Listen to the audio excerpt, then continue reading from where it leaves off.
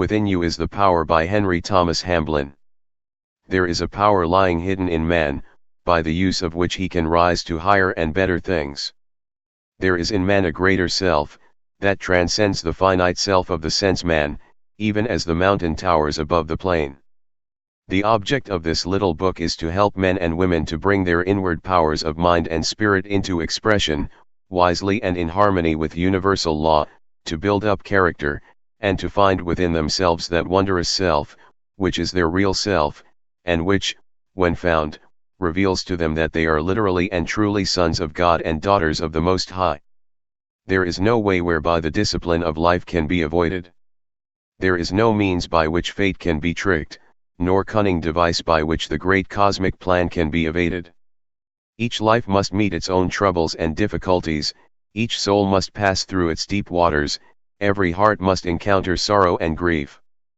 But none need be overwhelmed in the great conflicts of life, for one who has learned the great secret of his identity with the universal life and power, dwells in an impregnable city, built upon and into the rock of truth, against which the storms of life beat in vain.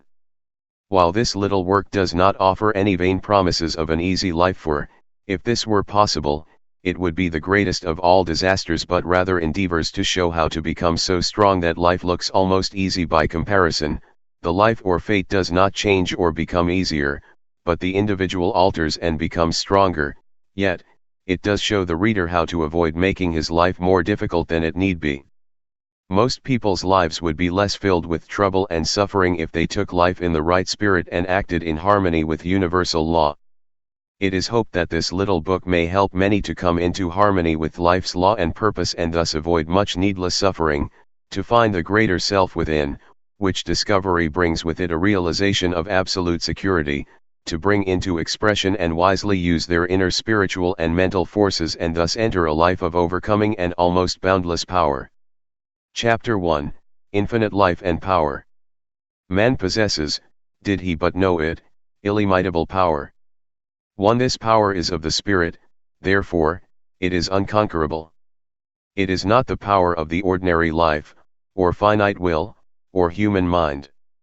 It transcends these, because, being spiritual, it is of a higher order than either physical or even mental.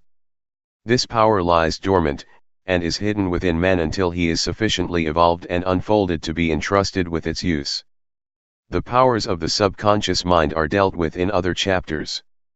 The powers of the spirit are far greater and finer than those of the subconscious mind.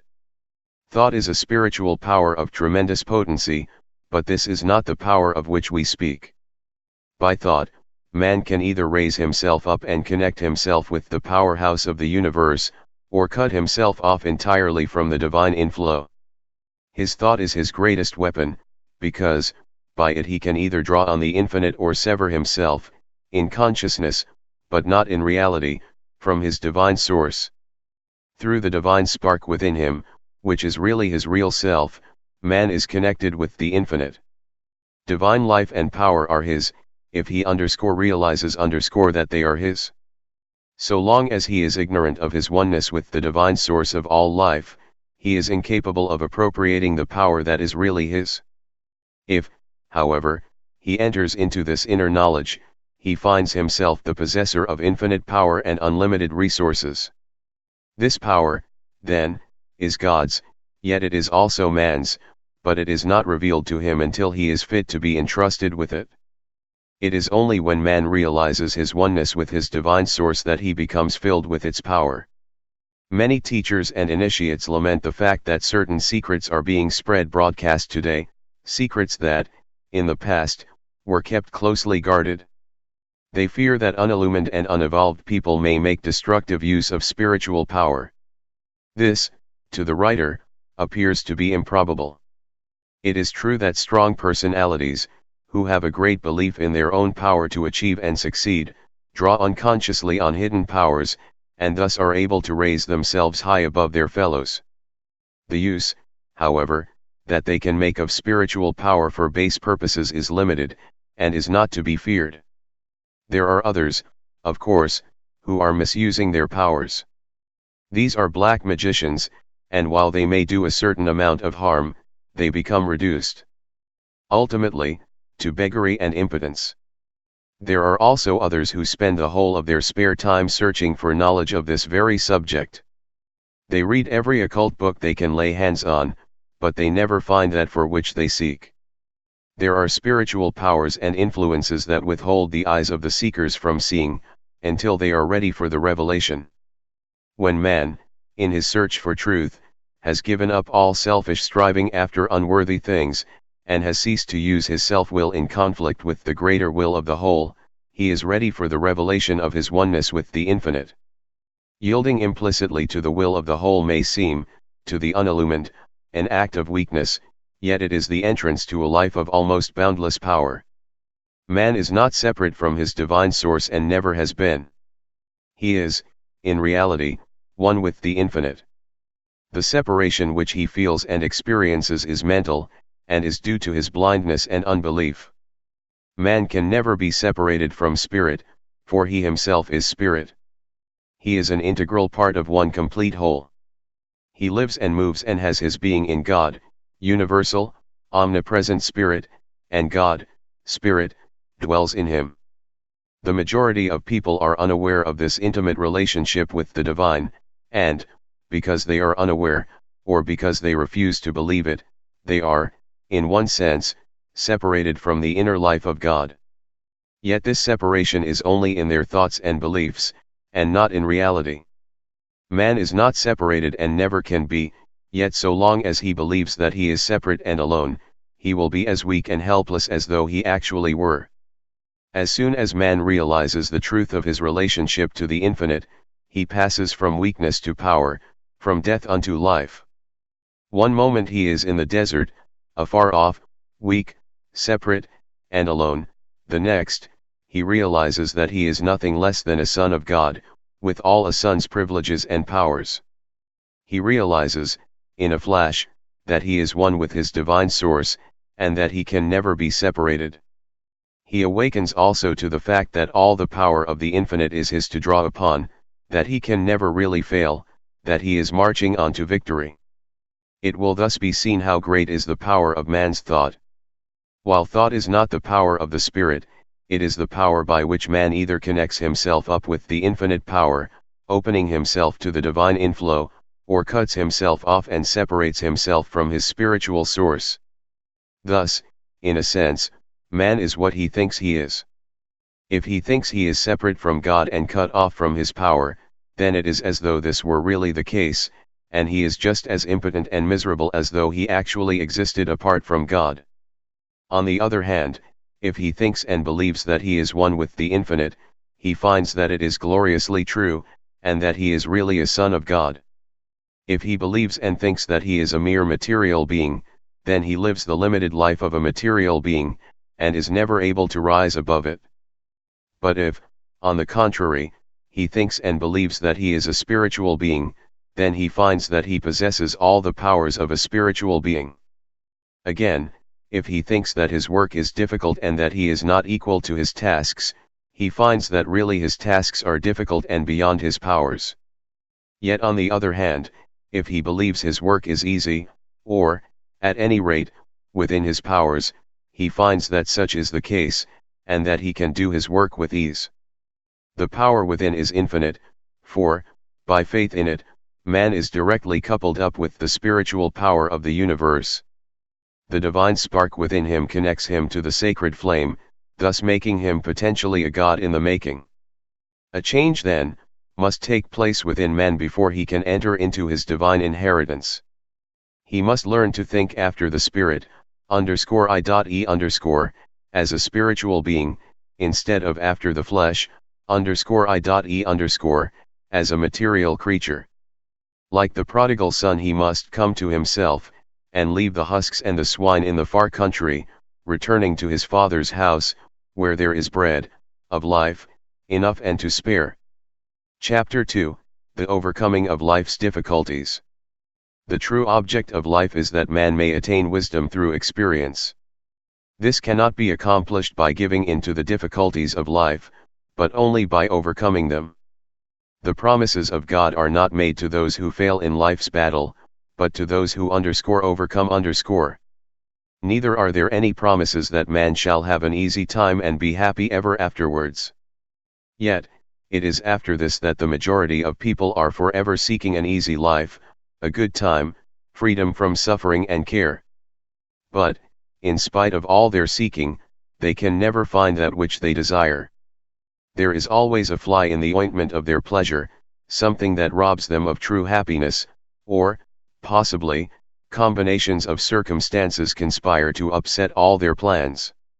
Life is a paradox. The true object of life is not the attainment of happiness, yet if we attain the true object of life we find happiness. Those who are ignorant of life's true purpose and who seek happiness high and low, year after year, fail to find it. Like a will-o'-the-wisp, it forever eludes them. On the other hand, those who recognize the true object of life, and follow it, attain happiness without seeking for it. In times past, people have made God a convenience. They have thought they could drift through life, learning none of its discipline, and then, when in trouble, or things were not to their liking, they could pray to God and have the unpleasant circumstances taken away. The same idea is prevalent today. People have left the old orthodoxy and look to various cults and isms to get them out of their difficulties. They do not believe now that they can curry special favor with God by prayer, but they firmly believe that they can get what they want from the invisible by demanding it. They think that by this means they can have their own way after all. By this they mean having a good time, with no unpleasant experiences, trials, difficulties, adversities. They are, however, merely chasing rainbows. The easy life they seek constantly eludes them, simply because there is no such thing. The only life that is easy is the life of the strong soul who has overcome. His life is not easy in reality, but appears relatively so because of his strength. It is impossible to have an easy life, and, if it were possible, then life would be not worth living, for the sole object of life is the building of character and the attainment of wisdom through experience. Life to all of us must always be full of difficulty, and it is to help those, who, hitherto, have found life rather too much for them that this book is being written.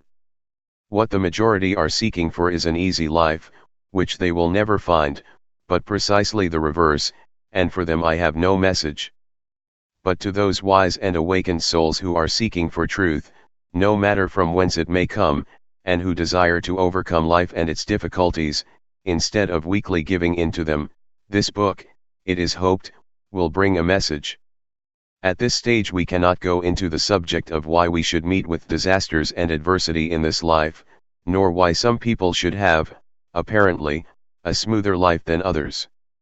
2. We must therefore be satisfied to know that we have to meet trouble and overcome difficulty, and that it is only by so doing that we can attain wisdom and build up character. The question, then, is not whether we shall meet the trouble and adversity or not, but rather, how we shall meet them. Shall we be victorious or shall we be submerged? Shall we overcome life's difficulties or shall we give in to them? This subject is dealt with in The Path of Victory by the same author, and published by the Science of Thought Press. The majority of people are drifters on the sea of life.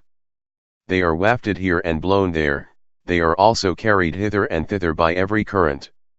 It is only the few who realize that they have the power of the infinite within them by which they can rise superior to all their difficulties, overcome their own weaknesses, and, through victorious experience, attain wisdom.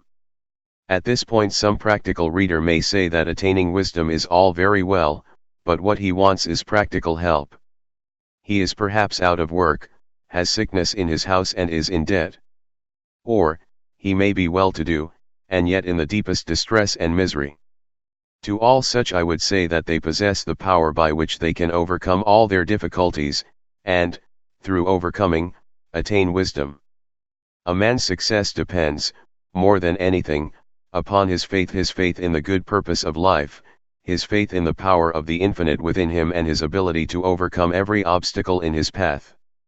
The extent of the power that man can bring into his life is the measure of his faith in that power. If his faith in it is small, then his life will be feeble and lacking in achievement. If his faith in the power within him is large, then great will be the power manifesting in his life. The power of the infinite is illimitable and inexhaustible, all that is required is an unquenchable belief and trust in it. The weakest and most timid can make use of this power. There is the same power in the timid and weak as in the brave and strong. The weakness of the former is due to a lack of faith and belief in the infinite power within them. Difficulties and troubles there will be in every life, and sometimes disaster and heartbreak, when the very earth slides from under the feet, yet, by calling upon the power within, it is possible to rise from the ruins of cherished hopes stronger and greater through experience. Happiness and true success depend upon how the troubles and difficulties of life are met. Adversity comes to all, but if it is met in the right manner, even failure can be made the stepping stone to success. Trouble comes to all, but, while it makes some people stronger and better in every way, it submerges others so that they never rise again. The trouble is the same, it is how it is met that makes the difference. Those who meet difficulty and adversity in the feeble strength of their finite minds and false personality are speedily overwhelmed and broken by the storms of life. But those who rely upon, and have faith in the power within them, can never be overwhelmed, neither can they ever be defeated. The power, being infinite, is always sufficient, no matter how great the need may be. One who realizes his own real spiritual identity, knows that he can never die, that he can never be defeated, that he can never really fail. He may lose his body through the change that is called death, but he, the true man, can never die. Neither can he fail, though he be defeated 1,000 times, he must rise again. Only have faith in the spiritual power within you and you can know all the joys of overcoming and achievement. All things will become yours. Seek first the kingdom within you, your spiritual union with the infinite, and harmony with the divine will and purpose, and all these things shall be added unto you. You will have no need to fear the morrow, for you will know that all provision has already been made. There will be no need to hoard up wealth, for there will be the necessary daily supplies always available. There will be no need to live near a doctor, for God, the infinite life, shall be your health. There will be no need for regret or lamentation, for you shall know that all is well. There will be no fear of future happenings, for you shall realize that the Infinite One makes no mistakes. Chapter 3, Fate or Free Will. Great has been the controversy in the past, over the vexed subject of fate versus free will.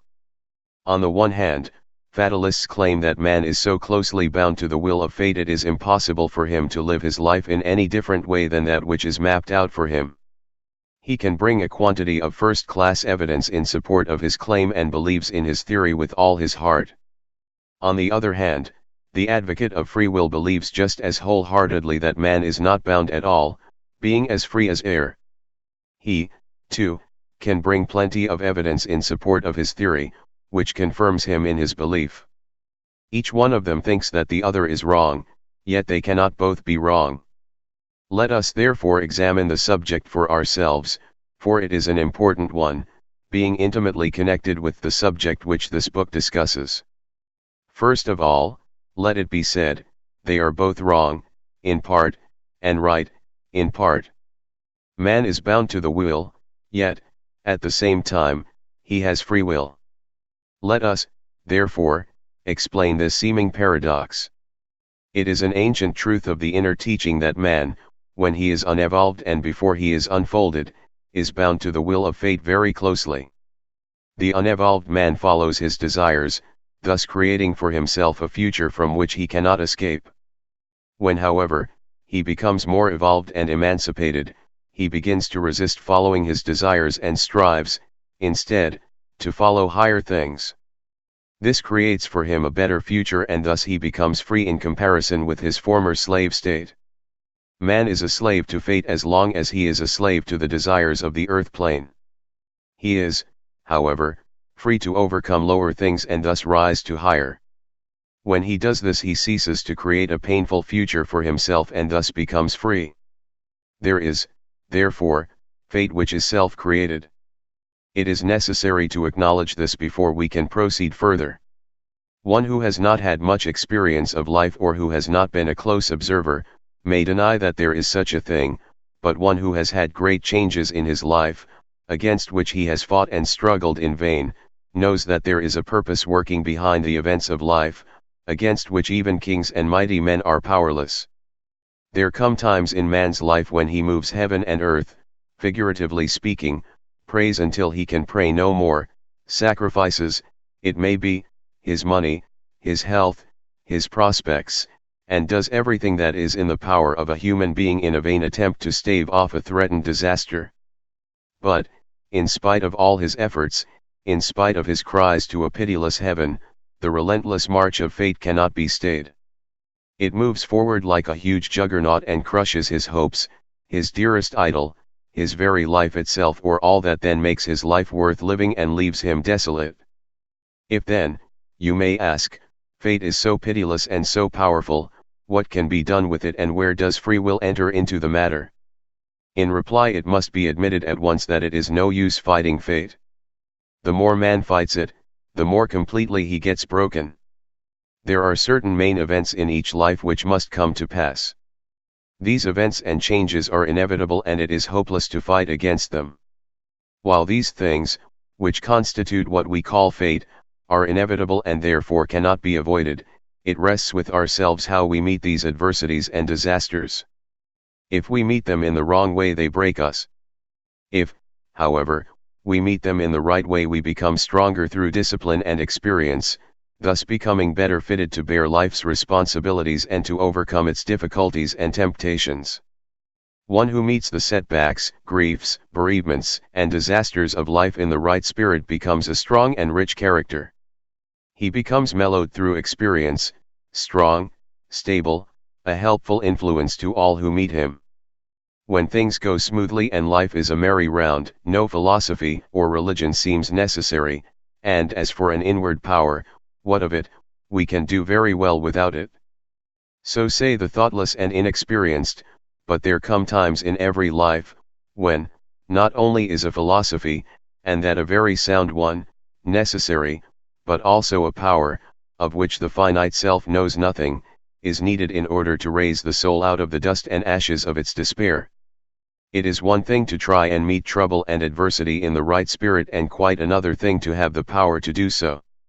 One who thinks that he has no power within him, but that all the power is in circumstances, can never rise victorious over his troubles and become a conqueror over life's difficulties, but one who realizes that he possesses a wonderful power that can raise him up, no matter how crushed he may be, can never be a failure in life. No matter what may happen to him, he will play the man and act a noble part. He will rise from the ruins of his life and build it anew in greater beauty and splendor. At this stage it is necessary to point out that there is a difference between big fate and the circumstances of life. Big fate, as it sometimes is called, antedates this present life, and its cause does not come within the scope of this little book. 3. Sufficient if we say here that, through the ages, we reap as we sow, therefore our future depends upon how we meet life and its difficulties. Now. Big fate, then, cannot be successfully fought, simply because it is the working of omnipotent law, but our life generally and its circumstances depend upon how we meet big fate, and how we recover from it. No matter how seemingly unkind fate may be, it is possible for us to make our life a beautiful thing. Inspired and energized by the power within, we can rise from the ashes of our dead hopes to build anew our life in greater beauty and more in harmony with the divine ideal. In addition to the fate or future which every thought and action builds, there is, behind all evolution, a gigantic plan. This wonderful plan that embraces all, from the stupendous conception of a limitless universe down to the smallest electron, is being worked out through the ages with absolute precision. Nothing can prevent this plan from being brought into manifestation. It gathers up our past and weaves it into our present life, just in the same way that it is busily gathering up our present life and weaving it into future fate. It works it all into the big plan, somehow, and with infinite skill. The plan is bound to be followed. This, too, is fate, but how we follow it, either with willingness and happiness, or opposition, or woe, rests with us, This is free will. Those who have studied the occult sciences may say, what about planetary influences? They will point out that, according to the ancient science of astrology, a man's life is determined by the star under which he is born. This is true, if he gives in to the influences around his path. At different times in his life man meets with influences that are sometimes favorable and at other times, adverse. These influences are, however, only influences after all, and one who will stand firm during periods of adversity and refuse to give in, relying upon the great power within to carry him through, will find that he can weather all storms of life and come out of his trials greatly strengthened. He cannot prevent these influences from coming around his path of life, but he can rise superior to them. He will meet with failures and setbacks, but he will make of these stepping stones to success. He will experience griefs and bereavements, but out of these he will build a finer character and rise to higher things. One, however, who gives in to these things, refusing to rise again and reconstruct his life, condemns himself to further suffering, thus making utter shipwreck of his life. Let the despairing take heart again. Believe in the power within you and you will rise to heights before undreamed of. With this power to help you, you can accomplish the apparently impossible. Appendix to Chapter 3. Our life here is not governed by a capricious being who blows first hot and then cold, or who favors one person and tortures another. The Supreme Being works through laws that are absolutely just and unchanging. Therefore all disaster and trouble in the life is the effect of certain causes. These causes are our own wrongdoing in the past, which set in motion forces, against which the power and wit and wisdom of man are powerless. For however, because the fundamental law of the universe is love, it follows that the working of the law of cause and effect is not vindictive. Its object is our highest good, viz., to bring us into union with the divine or in tune with the infinite. Therefore, by rising up to a higher plane and coming more into harmony and union with the divine, we rob even big fate of something of its power. We cannot oppose it, for by so doing we fight against omnipotence, but we can forestall it by doing willingly, and of our own accord, that very thing which experience comes to teach us.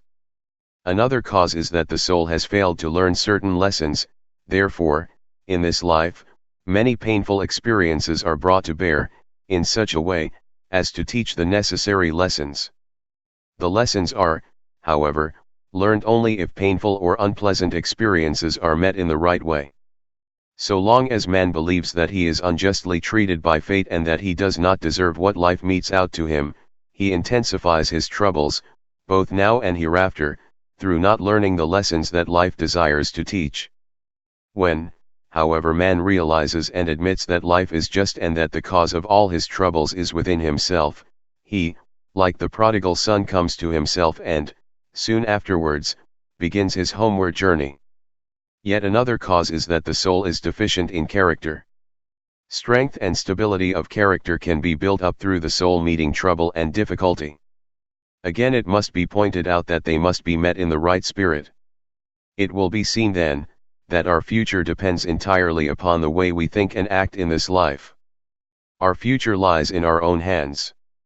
If we violate the law of love in this life, we create disaster and suffering for the future, which will have to be met, in the form of big fate of a painful character, someday.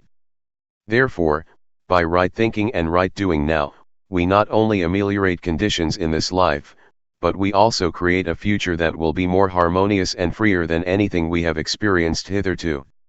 It is also necessary to point out that, even in this life, some of its big disasters are the result of thoughts and actions committed during this present existence.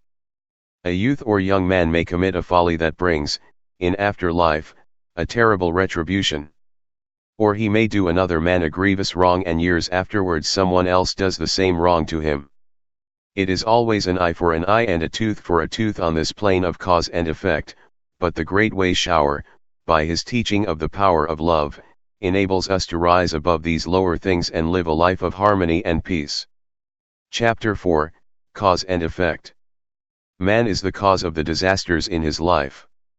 He reaps through the ages exactly as he sows. Life is perfectly just and rewards every man according to his works. The fate of the present is the reaping of his sowing in, it may be, a distant past.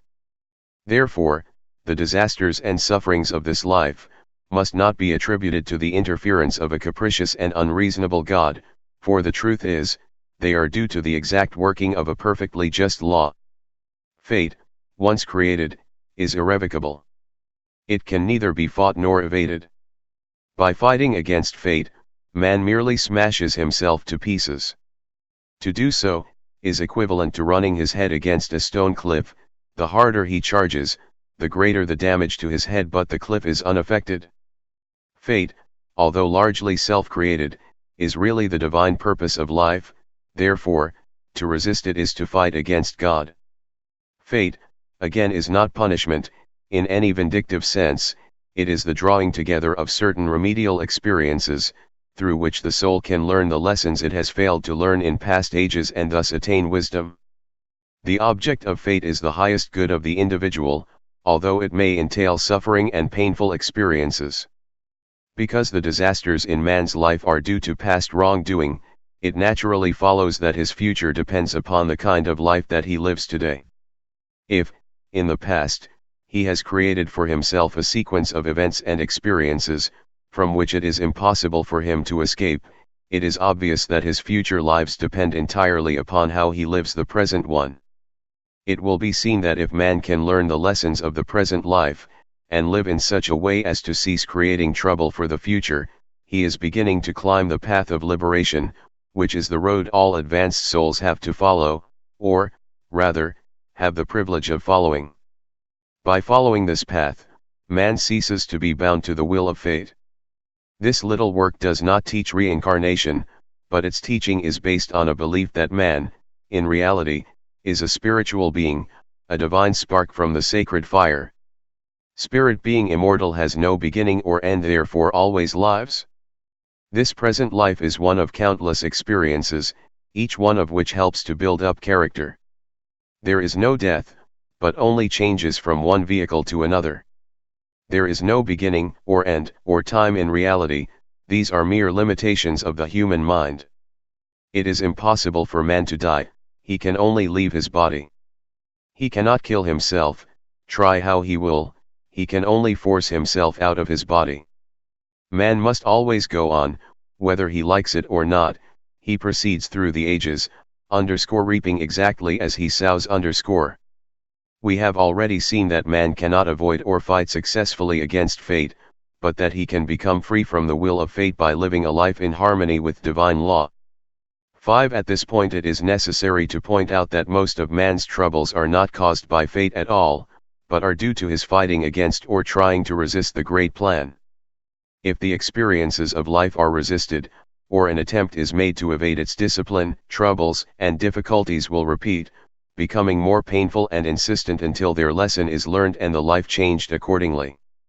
Therefore man has it in his power greatly to improve his present life, as well as to create a far better future, simply by living his life today in harmony with divine law. Further, it is necessary to point out that all thought and action have an immediate as well as a far-reaching effect. It is true that the full effect of life here is not reaped until after our little course on this plane has been run, but great differences are effected in the present life nevertheless.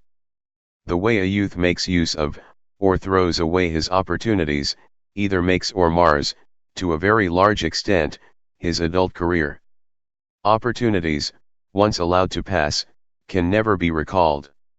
Sins committed and wrongs done to our fellow men have an unpleasant habit of repeating themselves in a reversed way later in life.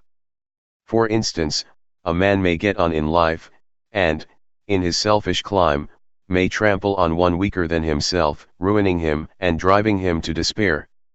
Years afterwards, he will probably be treated in exactly the same way by someone stronger and more favorably situated than himself.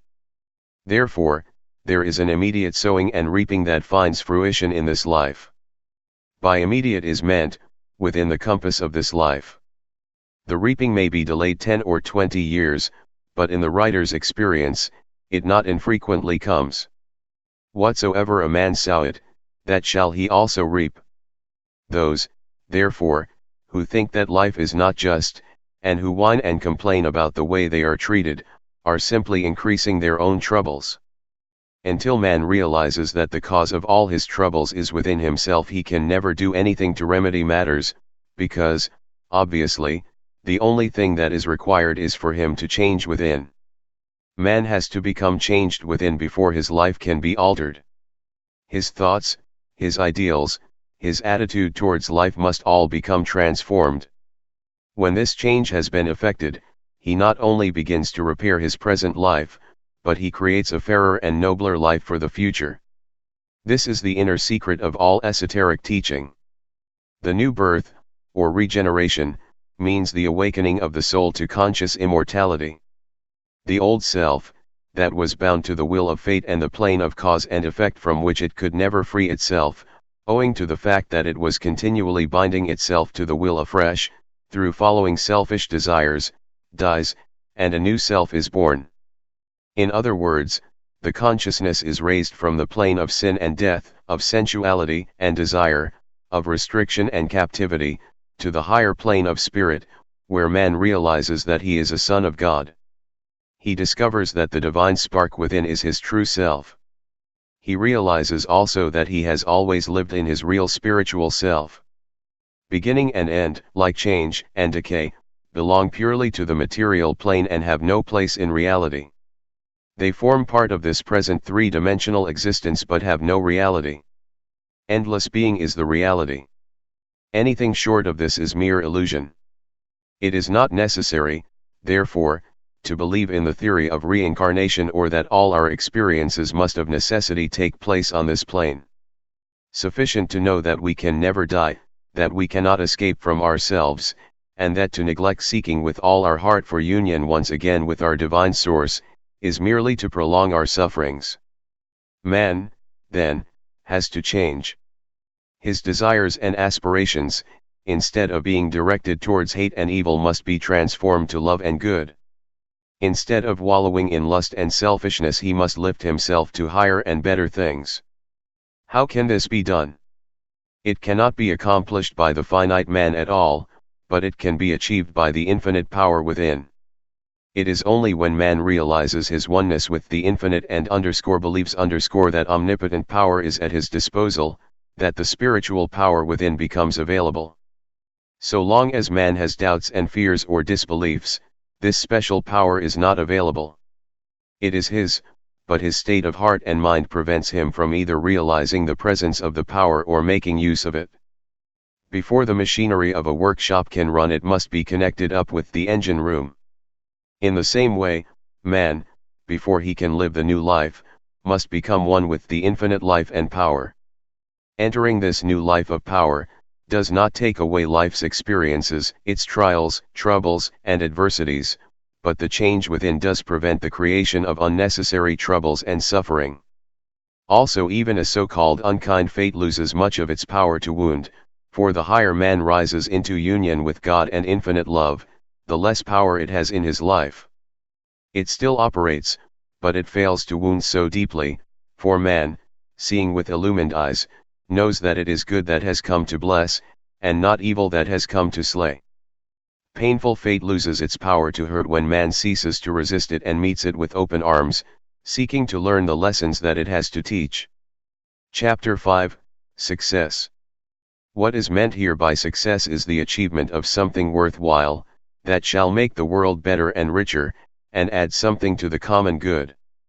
Our sphere in life may be very humble, but if we overcome our own weaknesses, help others along life's pathway, and do our daily work better than we need, our life cannot be other than successful. If, at the end of our life, we can be thankful for it, realizing that we have made the best possible use of it, we have achieved real success. Success, to the unillumined, may mean the accumulation of wealth and the winning of fame. Yet those who give up their lives to the acquirement of these things are the greatest failures in life. They gain wealth, it is true, but they find that their money can buy only those things that bring no satisfaction, that it cannot purchase for them any of the things which are really worth having. Success of this hollow kind can be won, but at too great a price. The greatest teacher of all once said, "For what shall it profit man, if he shall gain the whole world and lose his own soul? What does it profit a man if he gets on at the cost of happiness, health, joy of living, domestic life, and the ability to appreciate nature's beauties and simple pleasures?"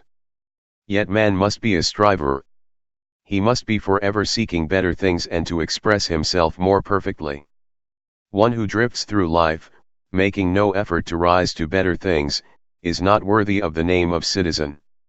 Man, if he is to be worthy of the name, must be forever striving, overcoming, rising. Failure in life is always due to weakness of character. It is only strong characters who can resist the buffetings of life and overcome its difficulties. The man who would make his life worthy of respect and who would rise to high achievement and service, will be confronted by difficulty at every turn.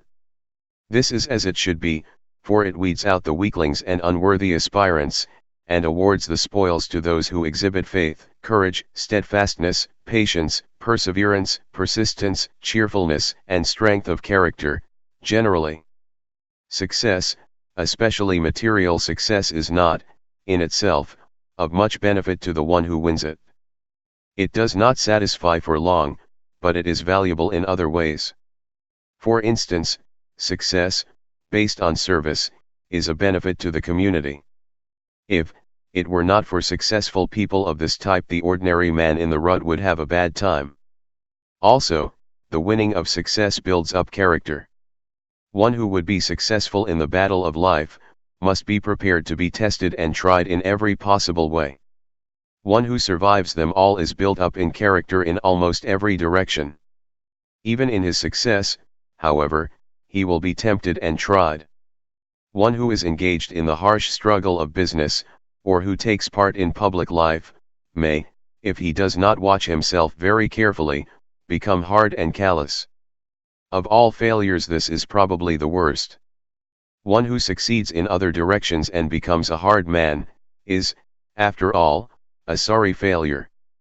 Again, people of the successful, striving, climbing type, are tempted far more than those who are afraid to venture and who remain in the valley of mediocrity. This is true, not only of those who seek to climb the steep path of spiritual attainment, but also of those who are successful in mundane affairs. In each case, they have placed in their keeping great powers and influence such as the ordinary man little dreams of. This is a grave responsibility, for if these powers are used for self-aggrandizement, the results are disastrous. Thus, those who climb, are beset on all sides by temptations of a very subtle kind, which, if yielded to, will ruin the life and do grave injury to the soul. Life is a continual battle. To the ordinary person it is generally a fight with circumstances and the ordinary difficulties of life, which are very important in his eyes. The more advanced soul is not troubled much by these things, he rises above them, but he is tempted and tried to a much greater degree, and in a far more subtle manner. Those who think that by following a certain cult or ism, they will be able to have an uneventful walk through life are merely deluding themselves. As he learns to overcome the difficulties of life which baffle the ordinary individual, he will be tempted and tried in other and more subtle ways. This is because life is not for mere passing pleasure, but is for the building up of character, through experience. Therefore, one who would succeed must be strong, and wise and patient. Those who aspire to make their lives really worthwhile, who desire to serve their fellows more perfectly, who want to build up character through experience and overcome all their weaknesses, inherited or otherwise, must look within for power and wisdom. It must be pointed out, however, that man must not use his spiritual powers for selfish purposes and self-aggrandizement.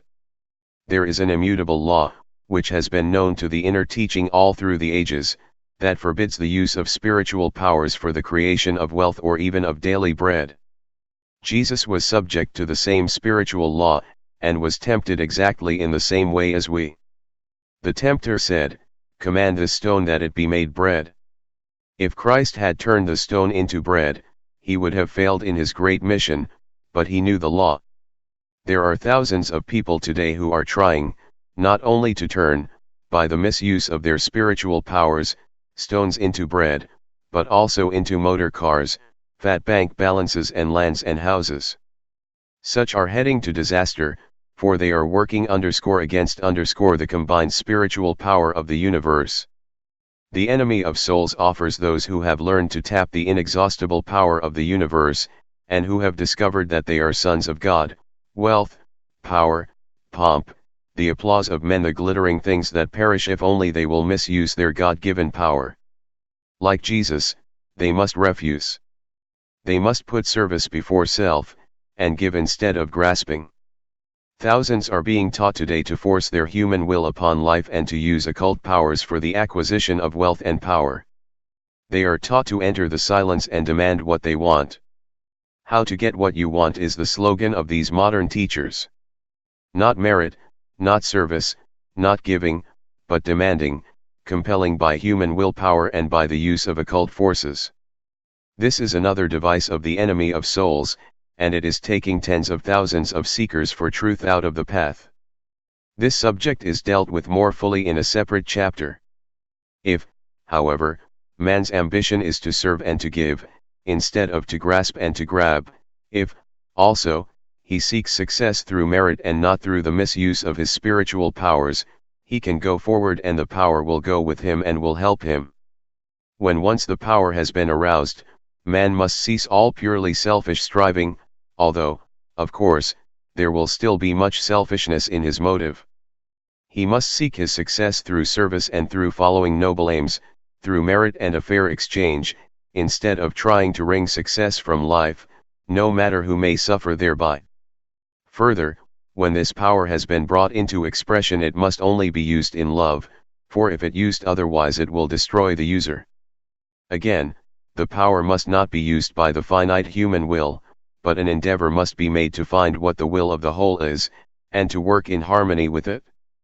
Behind each life is the divine will and purpose. Each life is perfect as it is imaged in the universal mind. The highest success, indeed, the only true success, is to live the life according to the great cosmic purpose, or, in other words, as it is imaged in the one mind. Do not imagine, however, that it is the will of the universal mind that man should be a failure or lacking in achievement. Far from it, for we have only to contemplate the universe to see that the infinite mind is forever achieving and that it never fails. Man, too, must succeed, but let him mix wisdom with his ambition, and work for the benefit of the whole, rather than for any purely selfish purpose. It is natural for man to get on in life, to a moderate extent. 6. In order to get on he must become more efficient, and thus serve life and his fellows better. Therefore, there is no harm in success of this kind. It is natural and laudable also for one in poor and unlovely surroundings to have an ambition to raise himself to better circumstances. It is only right that he should desire to make life brighter and better for his wife and family. So long as he indulges in ambition wisely, and if he seeks success through better service to his fellows, his is a laudable purpose. If, however, he does not curb and control his ambition but allows it to run away with him, he will lose all real joy in life, and, at the last, when it is too late, learn, to his sorrow, that his life, through too much success, has been a failure. It must not be deduced from this that the author deprecates large achievement. There must always be the few who have to bear huge responsibilities. The real success of the lives of these great ones depends entirely upon their motive. If they seek merely power, fame, and self-aggrandizement, then their life, no matter how it may appear otherwise, can be only a failure. If, however, their motive is service, then their life is truly successful, no matter how it may appear to be otherwise. The writer's experience has been that it is necessary that we should always be progressing, achieving, overcoming, and endeavoring to succeed. One of the greatest laws of the universe is progress, therefore it is fatal to stand still. We must go forward, we must achieve, we must accomplish things. If we do so, we may find that many things which cost us much effort and hard work are not worth the having, yet all the time we are learning through experience and are being strengthened and prepared for greater things. Through repeated failure to find true satisfaction we arrive finally at true knowledge, wisdom, and understanding. We are wise then, if, with the world at our feet, we can be satisfied with a very moderate material success, and turn our attention and aspirations to higher and better things. In concluding this chapter, let it be pointed out that success and achievement will not drop ready-made from heaven into your lap. All who succeed are gluttons for work, toiling whilst others play and sleep. All teaching to the contrary is erroneous. To think that success is going to come to you when it is unmerit, simply because you make use of affirmations or employ mental treatments, is folly of the first water. On the other hand, to use the inner forces in an occult way, so as to compel material things or success, so-called, in any shape or form, to come to you, is black magic. One who stoops to such practices becomes a black magician, earning for himself a terrible retribution. There is only one way to succeed in the affairs of life, and that is by raising oneself to greater usefulness and service. By doing things better than they have been done before, by bearing greater responsibility, you serve humanity better, and therefore merit success. It is more blessed to give than to receive, said the Master, and this is true even in the practical and material affairs of life. First, you must give better and more valuable service, in other words, deserve and merit before you expect to see it materialize. You must sow before you can reap, you must become too big for your present position before you are capable of occupying a larger one. You must grow and expand in every possible way, and as you grow so will your success increase. Outward success is only a reflection, so to speak, of what you really are, and a result of greater and more valuable service to humanity. It requires great effort and determination to get out of the rut, but so long as your ambition is not ignoble or selfish, there will be found within you power sufficient for all your needs. To win success, either in the hurly-burly of life, or the more difficult path of spiritual progress, demands imagination, vision, courage, faith, determination, persistence, perseverance, hope, cheerfulness and other qualities. These are all to be found within. All these qualities lie more or less dormant within, and can be called into expression if we believe that infinite power is ours. Again, however, must the warning be repeated that this power must not be used for selfish self-aggrandizement, still less may it be used, or, rather, misused, either to influence or dominate others. If this power is misused, the results are terrible and disastrous. Therefore, use the power only for the achievement of good and noble aims and in service which shall enrich the life of your fellows, adding to the common good. Having arrived at this stage, you must go forward. There can be no holding back. Ever onward, the divine urge is sending you, to greater achievement and accomplishment. Just as surely as the planets must revolve round the sun and fulfill their destiny, so also must you go forward. See to it, then, that your aims and ambitions are based upon eternal wisdom, for upon this does your whole future depend.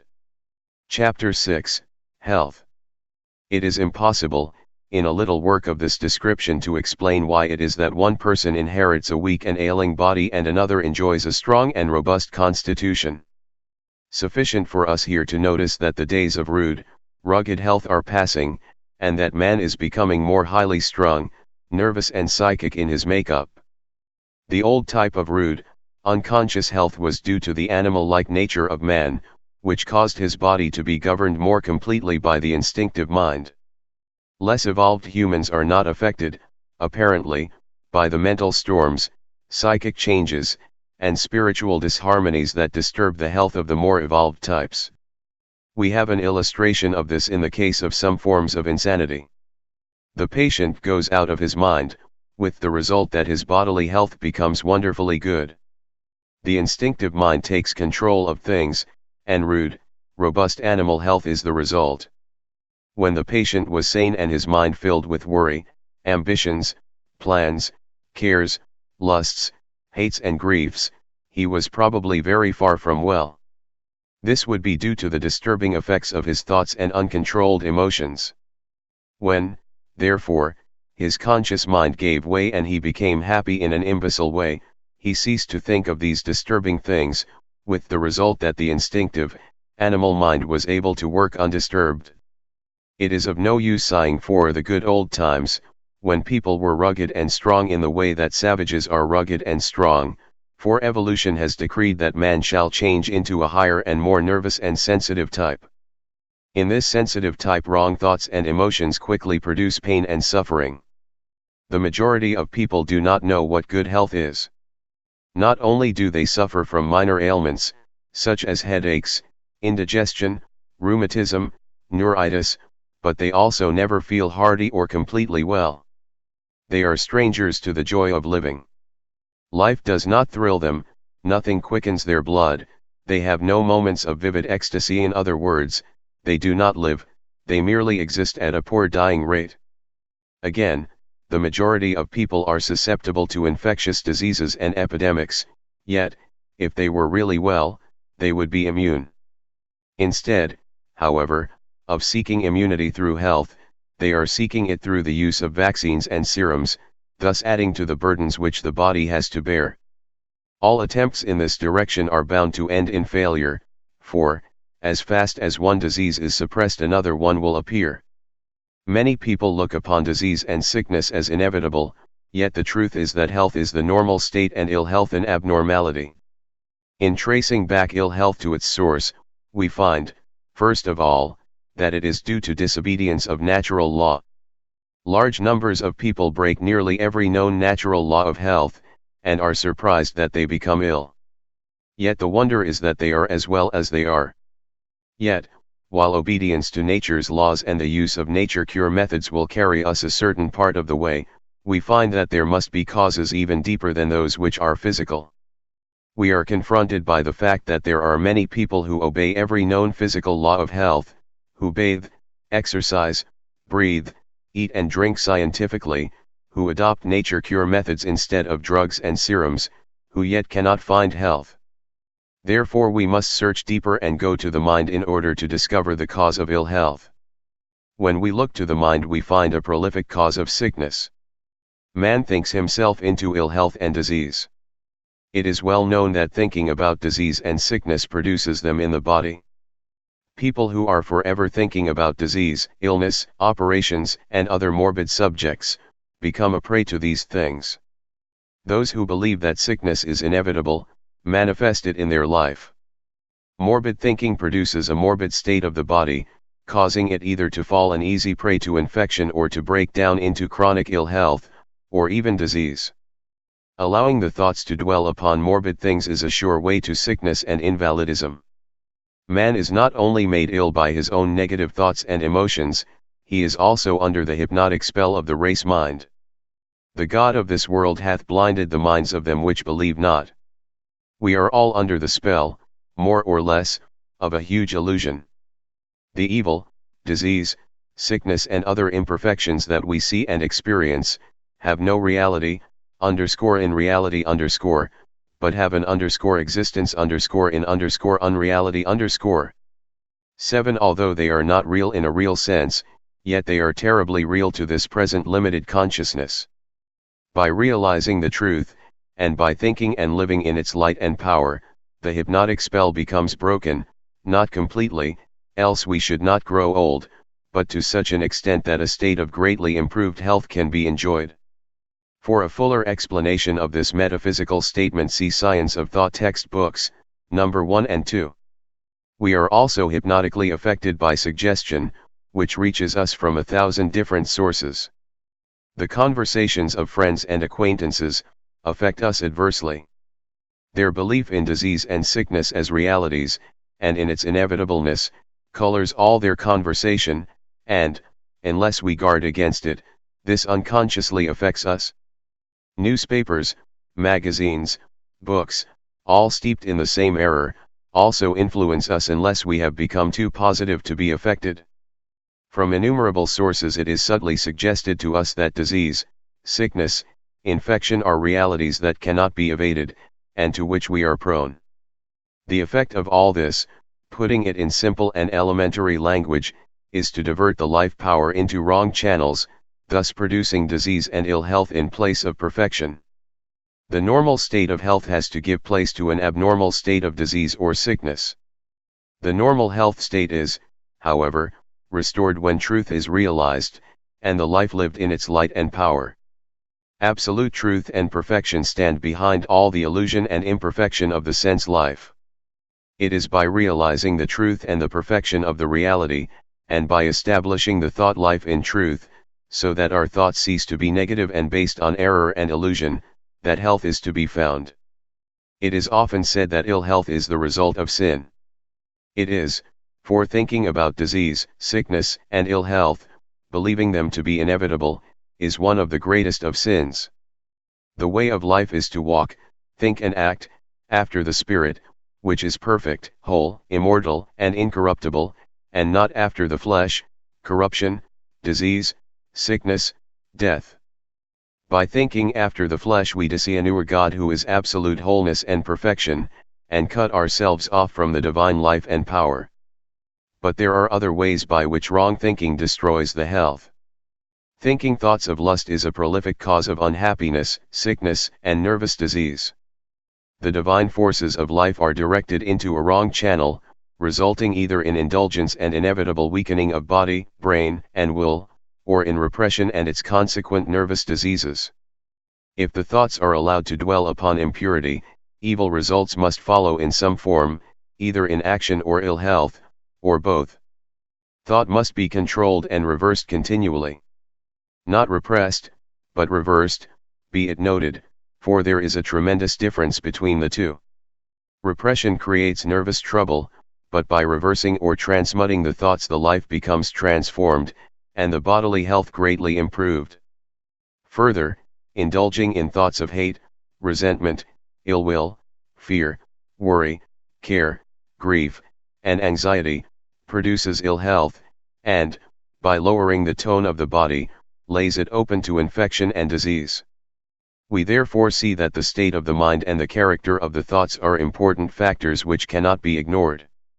It is useless to treat either ill health or disease if they are merely the external effects of hidden causes of the mind. In order to effect a cure we have to get back to the cause of the trouble. Thought control is a great assistance. Substituting a right or positive thought for a wrong one, will, in course of time, work wonders in the life.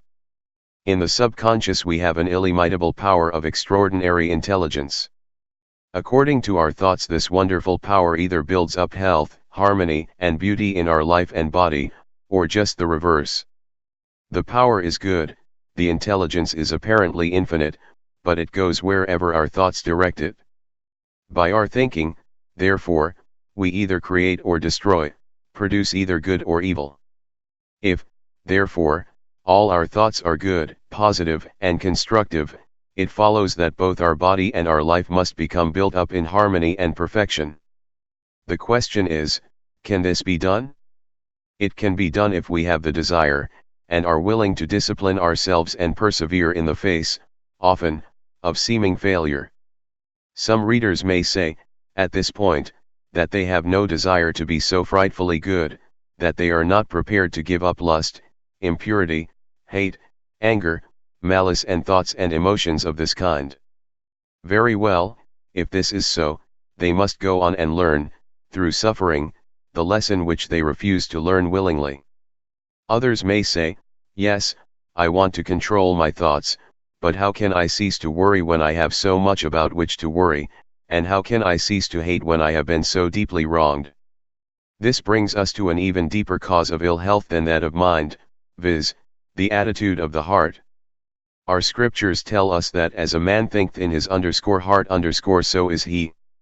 By heart is meant the soul or feeling, desiring part of man. It is here where the conflict between the self-will and the divine will, between the desires of the flesh and the longings of the spirit take place.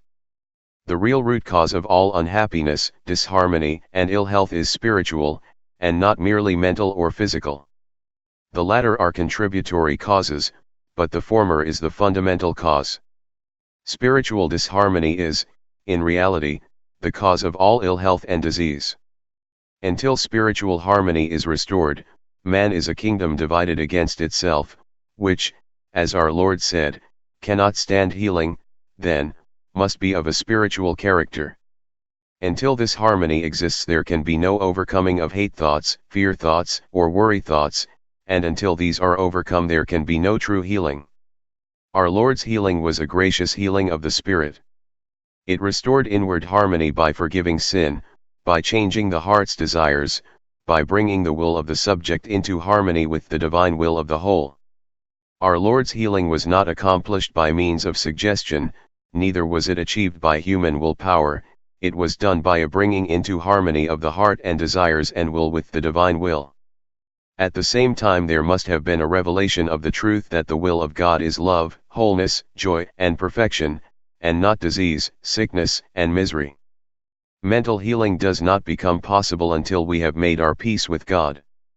Until we have surrendered entirely to the love principle, we cannot overcome our hate thoughts and malice thoughts or resentment thoughts, by transmuting them into thoughts of love. Until we surrender to the divine will and leave all our problems to the infinite mind, we cannot cease to worry and fear. Mental discipline and thought control are necessary after this inward change has taken place, for we all have to work out our own salvation, but the essential thing is the inward heart surrender in love and trust. So long as we hate our brother, or fear what the morrow may bring forth, or worry about the things of this life, we can never be well. When, however, we have become attuned to the divine harmony, and have learned to control our thoughts and emotions and to transmute fleshly and material desires into loving service, a state of wholeness is the inevitable result. Old, deeply seated disorders die away, and a steady improvement in the state of health takes its place. In order to regain health it is necessary to raise oneself up continually to the divine ideal of health, harmony, and perfection. But this is useless if there still remains a clashing of the personal will with the divine will, or if there is any hate, malice, envy, or fear in the heart. The will must be surrendered to the greater will. This, in reality, is our highest good, for the fulfillment of the divine will is the happy destiny of man. The heart must forgive and be filled with love, fear must be cast out, and replaced by confidence and complete trust, before we can enter into that happy, carefree, restful state which is necessary for healing. Health is harmony, a delicate balance and adjustment between spirit, soul, mind, and body. This harmony is dependent entirely upon the greater harmony between ourselves and God. So long as there is a conflict of will, so long as there is hate or resentment, so long as there is selfishness or while there is fear, this harmony cannot exist. Therefore, the bedrock cause of health is spiritual harmony, all healing being a restoration of harmony between man and his divine source. When this harmony is restored, man is no longer a kingdom divided against itself, for he becomes established in unity. He works with the universe and the divine laws of his being, instead of against them. The divine life and power flow through him unimpeded, promoting perfect subconscious functioning. His thoughts become cleansed at their source. Create in me a clean heart, O God, and renew a right spirit within me. Cleanse thou me from secret faults. He becomes free from the hypnotic spell of the race mind. His eyes, through the influence of the divine spirit, become open to the truth. Therefore he is no longer blinded by the prince of this world. In the divine union he becomes free. In Christ all are made alive. The subject of grief and its effect upon health has purposely been left to the last. No amount of right thinking will prevent bereavements in this life. These form part of the necessary discipline of life, and it depends entirely upon how we meet our trials whether they shall be hurtful or the greatest possible blessing. By rebelling against life's discipline, griefs become hurtful, but the hurt is not in the bereavement itself, but in the attitude of the mind and heart.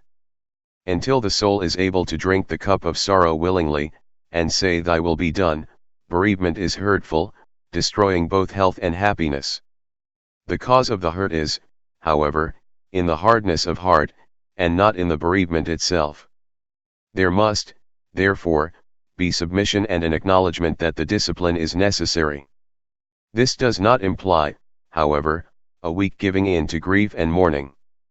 One who has been bereaved can never, it is true, be the same again, for he or she becomes more chastened, more loving, more sympathetic, richer and more mellow in character. The loved one can never be forgotten, but that is no reason why the heart should be bowed down by grief and the life made desolate by sorrow. In such cases true religion, not religiousness, is the only thing that can satisfy the soul, harmonize the mind, and heal the body. To be established in truth, knowing that all is well, that God makes no mistakes and that there is, in reality, no death but only change, is the only way by which bereavement can be made to be a blessing in disguise. When this stage is reached, grief is overcome, death being swallowed up in victory. The only panacea for all life's troubles is conscious harmony with our divine source and the divine will and purpose which desire only our highest good. Chapter 7, The Secret of Abundant Supply. It is a metaphysical truth that the outward life is a reflection of the thought life. Our life is affected by our habit of thinking and attitude of mind, in two ways. First, all our actions are unconsciously influenced by our thoughts, thus helping to bring into manifestation, or attracting to us, an environment that corresponds to our thoughts. Secondly, we discharge or emit an influence, silent and invisible, that no doubt affects other people. They are probably not aware of it, but they are either repelled or attracted by this silent influence. Thus, if our thoughts and mental attitude are of the wrong type, not only are our actions affected thereby, but also we exert a silent influence that assists in driving the right type of friends, opportunity, success, and every possible good away from us. The reverse also is equally true. By right thoughts and a correct mental attitude we naturally attract to us all the good of which our present life is capable. The Bible tells us that as a man thinketh in his heart so is he. It is equally true to say that as a man is, so does he think, and, that as he thinks, so do his outer life and circumstances become. Therefore, as a man is, so is his environment. This may sound rather metaphysical, but it is really quite simple, and proof meets us at every turn. Take a man from slumdom and put him in nice surroundings, and note what happens.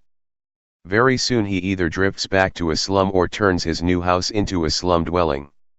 Take a man of a higher type, and put him in a slum, and soon he will either leave the slum or change his slum dwelling into a more decent habitation.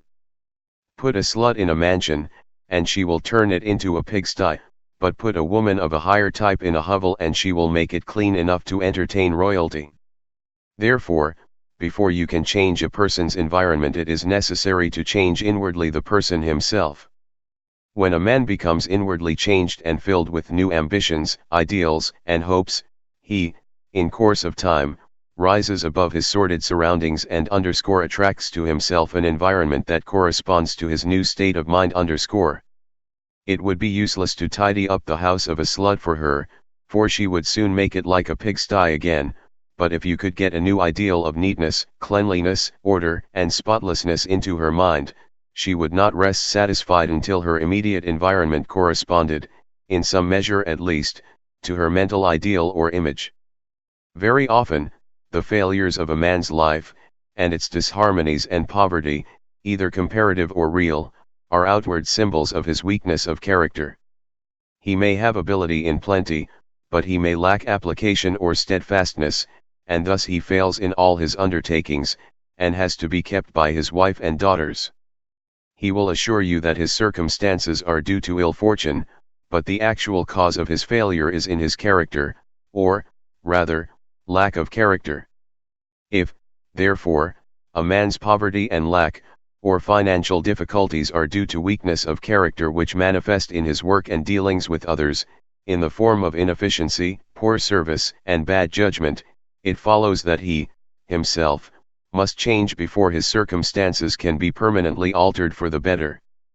The difficulty in dealing with unsuccessful people is in getting them to realize that they, themselves, are the cause of all their troubles. Until, however, they do realize this, their case is hopeless, and it is impossible to help them, but when they acknowledge that the fault is theirs, they can be shown that there is a remedy for their ills and a way out of their difficulties, by means of self-improvement. Let them then search for hidden weaknesses, and build up those weak places in their character, such as lack of grit, determination, steadfastness, persistence, patience, probity, decision, which are the cause of their troubles, and they will find that their circumstances will gradually change for the better. Everything comes from within, first within, then out. This is the law, therefore the change must always take place within. Going more deeply into the subject and becoming more metaphysical, it is necessary to point out that the cause of all manifestation is mind. We have already seen that a man's mind and character are reflected in his circumstances. Now let us think, for a moment, about the mind that is infinite. The whole universe, which is, of course, infinite in extent, has its origin in the divine mind, and is contained within this infinite mind just in the same way that you can hold a mental picture in your own mind. God's universe, as it is imaged in the divine mind is perfect. We see it as imperfect, because we only receive a finite sense perception of that which is perfect and infinite, from this forming, in our minds, an image that is necessarily imperfect and finite, which we project outwards, and, not knowing any better, think is real. But the universe, as imaged in the divine mind and as it actually is in reality, is both infinite and perfect. It is also infinitely perfect. There is no poverty or lack in a universe that is infinitely perfect, whole, and complete in the divine mind. Poverty and lack have their origin in the mind of man, they have no place in the mind of God. We cannot, in a little elementary work of this kind, go more deeply into this extremely fascinating subject. Sufficient if we say here that the only reality is infinite perfection and wholeness, therefore there cannot be any lack at all, in reality. The obvious lack and poverty that we see around us are the product of the human mind. Those who live in a consciousness of poverty and lack, go through life closely fettered by limitation. They can never escape from poverty, it dogs their footsteps like their shadow. In fact, it is a shadow or reflection, in the outer life, of their state of mind and mental attitude. On the other hand, those who live in a consciousness of sufficiency, are not troubled about supply. Their circumstances reflect their type of mind and mental attitude. It does not follow that they will be rich, for many of them prefer to live from hand to mouth, and quite large numbers of people have no desire whatever to possess wealth of any kind, but they have no worry about supply, for their needs are always met by sufficiency. Many of our readers look upon the possession of wealth as an iniquity. Personally, I do not see how, at this stage, it can be altogether avoided. Capital is necessary for the conducting of business and for the carrying out of enterprises, but, as far as the hoarding of wealth is concerned, I certainly think that it is both unwise and unnecessary. There is nothing more deadening to the spiritual life than riches. There is always hope for the drunkard and the harlot, but it is most difficult, although, of course, not impossible, for one who is burdened by wealth to enter the kingdom of heaven. Some are able to do so, but they are allowed to enter simply because they hold their wealth as of no importance, merely as something of which they are stewards for a season. The hoarding of wealth is just as unnecessary as poverty. They are both based upon a fundamental error. This error is in thinking that all supply, being material, must necessarily have a material source, that it is limited in quantity, and therefore must be grabbed at and fought over. The truth is, of course, that the source of supply is spiritual, and therefore without limit. Consequently, one who realizes the truth has no thoughts of poverty or lack, and ceases to fear it. On the other hand, he has no incentive to hoard or to grab wealth, for of what use are riches to one whose supply is forever assured? All who enter into this truth regarding supply, either despise riches or hold them very lightly indeed. They cease to have any desire for wealth. Why should they have any such desire? People hanker after wealth because they fear poverty with a deadly fear, and long for wealth because they think that its possession would release them from their fears.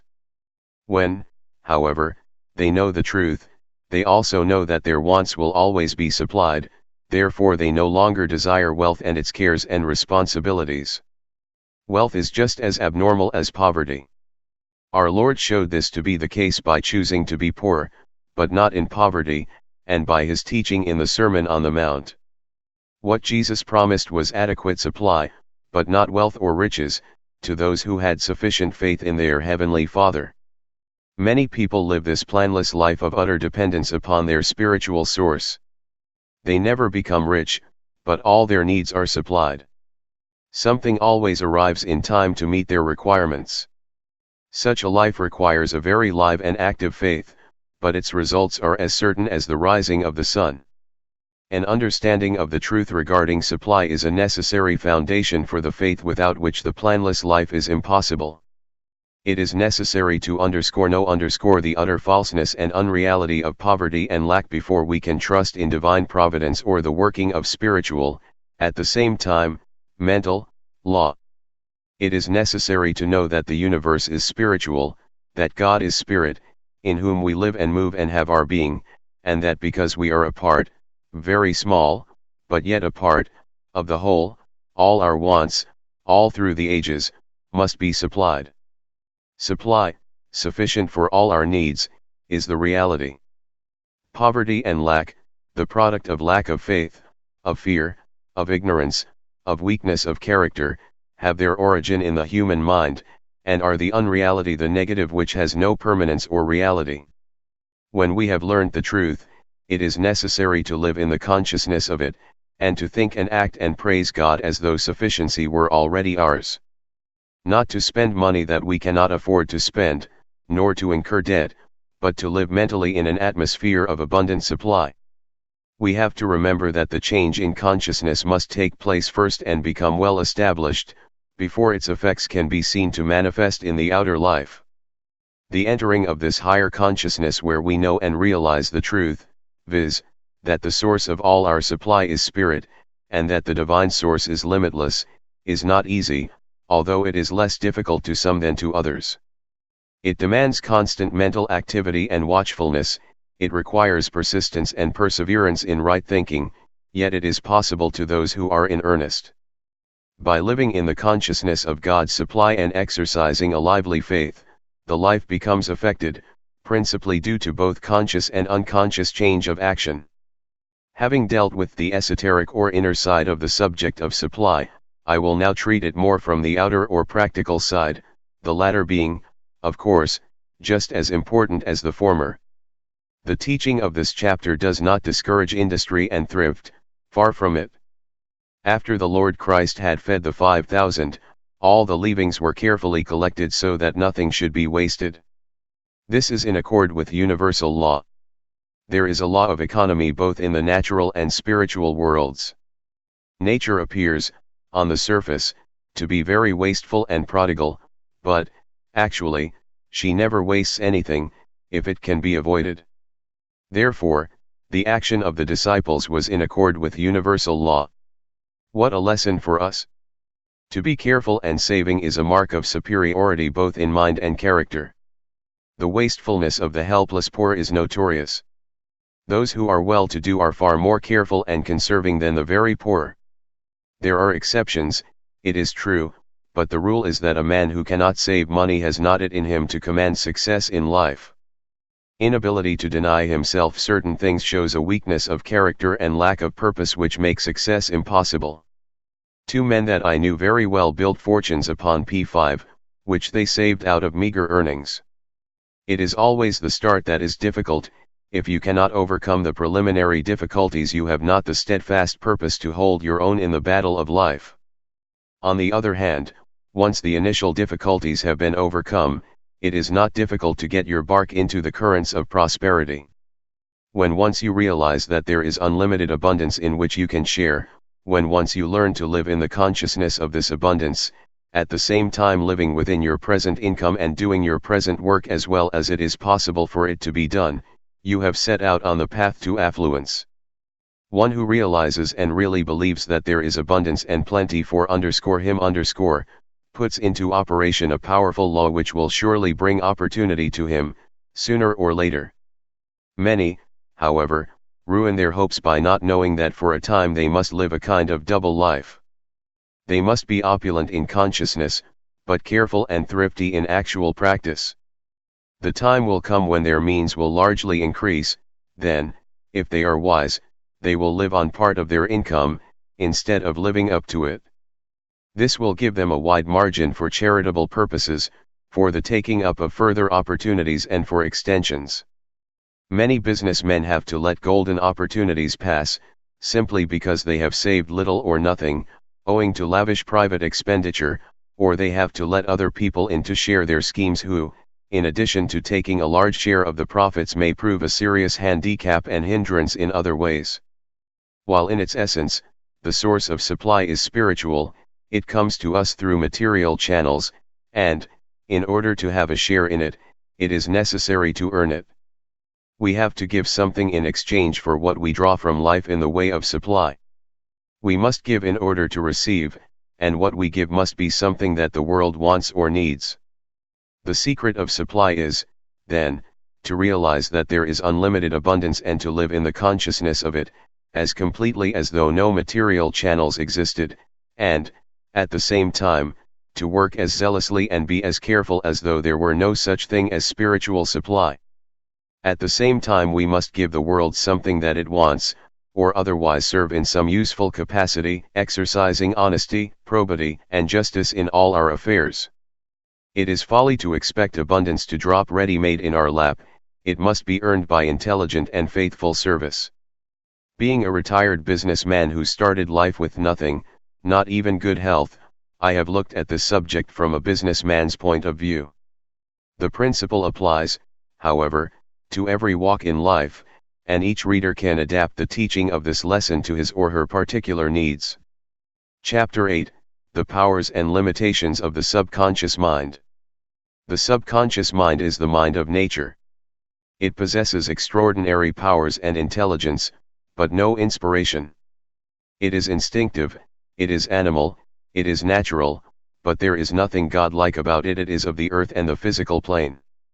It can be described as the inner forces of nature resident within our body. Having said this, we have said nearly all there is to be said about the subconscious, yet this is the mind of which some people have made a veritable god. The subconscious mind, if led aright, is a very good friend, reducing all repeated thoughts and actions into habit, which, in time, become settled and part of the very life itself. Thus, by conscious right thinking and conscious right action, a good habit is formed, which becomes, in course of time, practically automatic. This, of course, builds up the character, which, in turn, affects the life. It will be seen then, how important is the right use of this willing and faithful servant. It is no god, it has no inspiration, but it is a very useful servant, as we shall see. Most of our actions or movements are done or made subconsciously. The reason that practice makes perfect is that the subconscious mind learns to do the task, and, by so doing, takes it off our hands. How difficult it is to learn to drive a motor car. How carefully, at first, we have to double the clutch and obtain the right engine speed for a noiseless change, yet, after a time, the whole action is performed subconsciously. It is the same with pianoforte playing.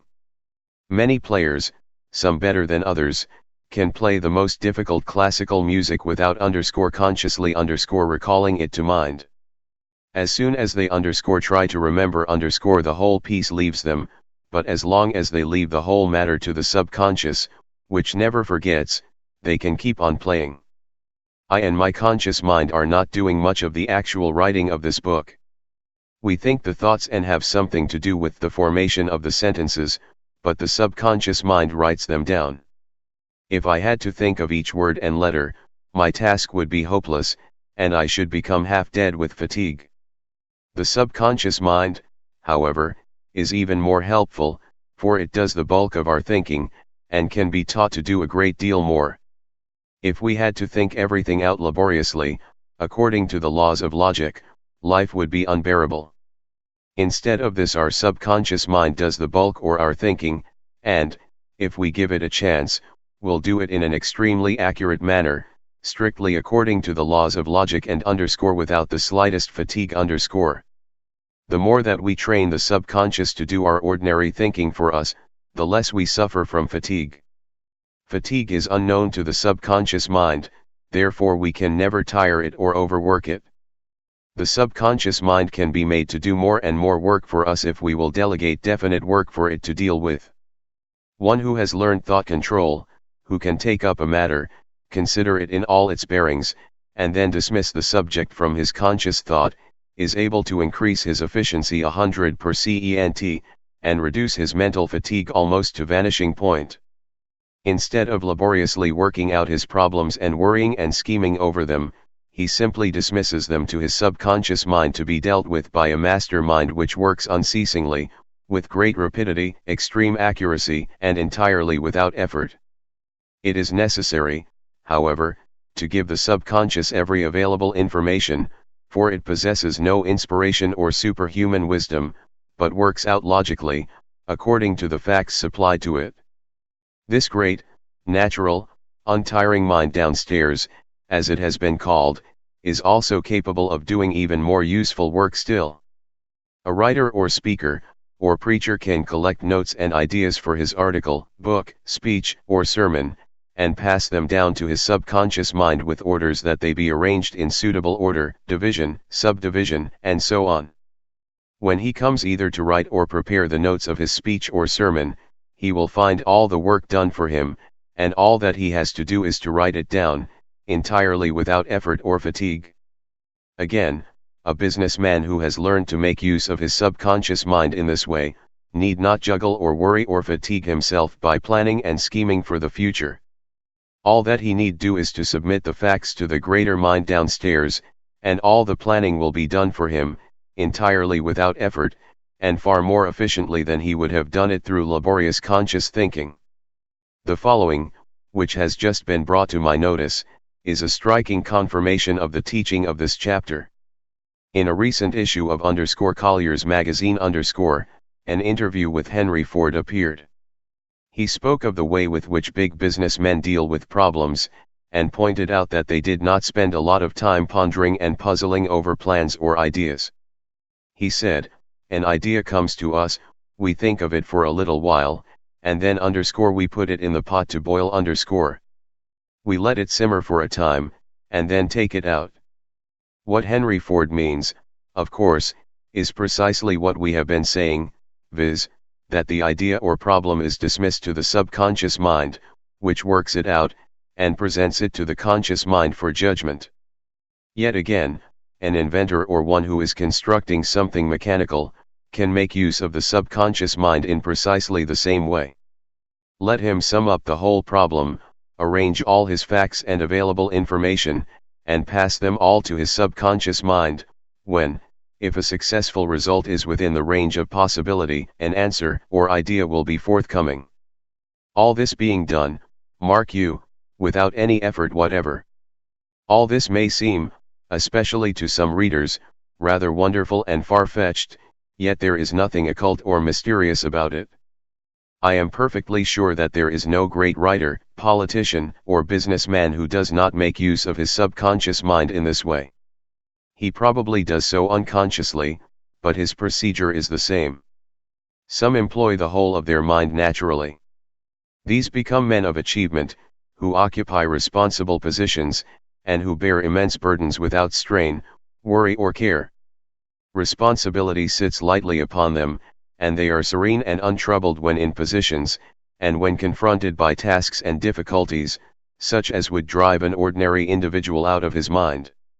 Such men develop their powers of attention and concentration. Anyone who is in earnest can do this, to a very high degree. They are at great pains to get to the root of a problem, and obtain all the available data possible, but, after that, it is their subconscious mind that does all the work, and which arrives at a decision. While it comes natural to a few to use their subconscious mind in the correct way, the majority of people find themselves unable to do so. Such, however, can acquire the art by training. First, it is necessary to learn thought control, so as to be able to take up a problem or dismiss it entirely from the mind _at will_. When a problem is passed on to the subconscious to be worked out, the subject must be dismissed entirely from the conscious mind. The problem must not be worried over, nor the thoughts allowed to dwell upon it, it must be left entirely to the subconscious. Second, every possible detail and information connected with the problem must be grasped by the conscious mind, and the whole matter, pro and con, visualized before being passed to the subconscious. It will be seen, then, that thought control of a high order is necessary, also powers of attention and concentration. These can all be developed by anyone who is really in earnest. A good way of starting the use of the subconscious mind is to hold the problem in the mind just as one is going to sleep. There must not, upon any account, be any attempt made to solve the problem or to worry over it. Instead, the main facts of the case, on both sides, must be marshaled, and the case presented to the subconscious mind in much the same way as you would place it before your lawyer. Having done this, dismiss the whole matter to your subconscious mind, and in most cases you will find in the morning that a solution has been arrived at without any effort or fatigue on your part. This, of course, is only one of the many ways in which the subconscious mind can, and does, serve its master, or the one who should be master. This great invisible force of nature is forever working. Whatever ideal is held in the mind becomes woven into the life through the tireless working of the subconscious mind. Only set your attention upon high and lofty achievement, and you will focus all the invisible inward forces of nature upon its accomplishment. In course of time you will reap as you sow if you will direct your attention into the right channel, backing it up with energetic, conscious action. Your subconscious will help you day and night, thus making success and achievement possible. Chapter 9, The Use of the Spiritual or Superconscious Mind. We have already seen that the subconscious mind, wonderful though it be, is instinctive merely, lacking inspiration and what we call originality. All inspiration comes from the universal mind, via the superconscious. All poets and inspired writers get their inspiration in this way. This higher mind is not recognized by psychologists, but it has long been known to searchers for spiritual truth. What we get from the subconscious is the outcome of facts and knowledge supplied to it. What we get from the superconscious is direct inspiration from higher planes. This higher mind might also be called the mind of illumination, for those who can enter into it become illumined, being able to know the truth and to see things as they really are, and not as they falsely appear to the senses. This limited consciousness in which we live is bounded by our five senses. The universe that we see around us is partly real and partly an illusion. The real universe is spiritual and infinite, what we sense is a limited, partial conception of a fragment of it. Our limited, finite conception of the universe is entirely misleading and erroneous, and so long as we rely on sense evidence and the human mind, we remain in darkness and uncertainty. When, however, we can rise into the superconscious realm, our consciousness expands, transcending the senses and the limitations of the physical plane. The spiritual mind is, of course, only accessible to those who are more delicately attuned to its finer vibrations. Nothing that is worth having can be had without effort, and it is only after much self-discipline that it becomes possible for the student to raise his consciousness to this higher realm and understand life from the standpoint of the universal mind. There is nothing, either mystical or psychical, about the use of this higher mind. One who makes use of it becomes spiritually minded, that is all. He does not go into trances, nor need he become clairvoyant, he simply remains a sane, normal individual.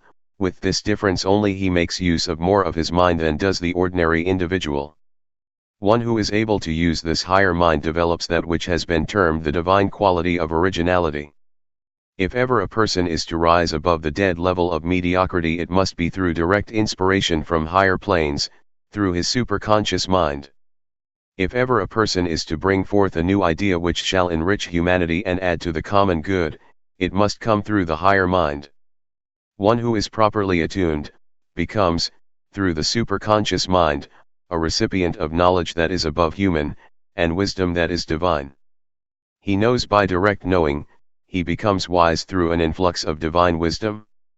He is able to distinguish between the real and the sham, between the gold and the dross. He is also able to see and recognize the right path in life, a thing utterly impossible to the mind of the senses, and to tread it, thus being led into the only true success and real good of which his life is capable. Let it be said here that all wisdom must come from within. While books and the written word may be helpful, it is the spirit within the reader that illumines the word, and makes it real and true to the seeker after wisdom. One who realizes that he is illumined within by the divine spirit, and that this alone can bring him into real knowledge, is well advanced on the path that leads to realization. The wisdom of the human mind always leads to disappointment. It is based on the evidence of the senses, which is erroneous, therefore its findings must always be lacking in real wisdom. One who relies upon the inspiration of divine wisdom has often to decide to take a course of action which, apparently, is opposed to his best interests. Yet, if he follows the inward wisdom, he finds that he is always guided aright, and, later, has cause to be devoutly thankful that he followed the gleam. Chapter 10, Character Building and the Overcoming of Habit. Character building is the greatest object in life. It has been said that character is the only thing we can take with us when we depart this life. This is perfectly true, therefore the object of all religion, not religiousness, mental training and development, should be the building of character. A religion that does not build up character is worthless.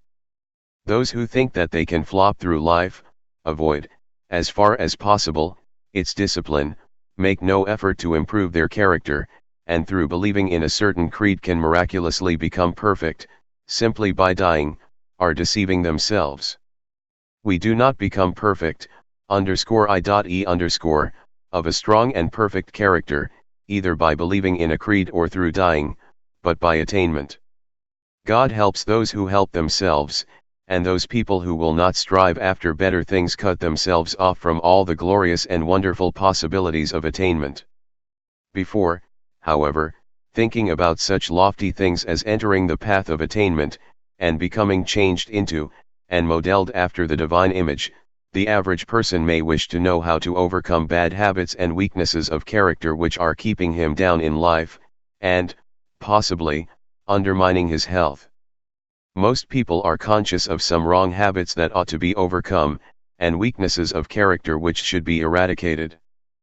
Possibly they have fought against their habits or weaknesses for years, prayed until they are tired of praying, made innumerable attempts at turning over a new leaf, yet all in vain, for they are as firmly in the toils as ever. Many people give up the struggle and endeavor to lead a sort of Jekyll and Hyde existence, being outwardly a Christian or righteous person, but inwardly something quite different. Yet they find no satisfaction in this dual life, for they know that they are drifting towards an abyss. Yet there is a way of escape that is open to all. The Infinite One has provided man with powers that are apparently unlimited, powers which can be used either to build up the life and character or to destroy them. These powers are those of the subconscious mind.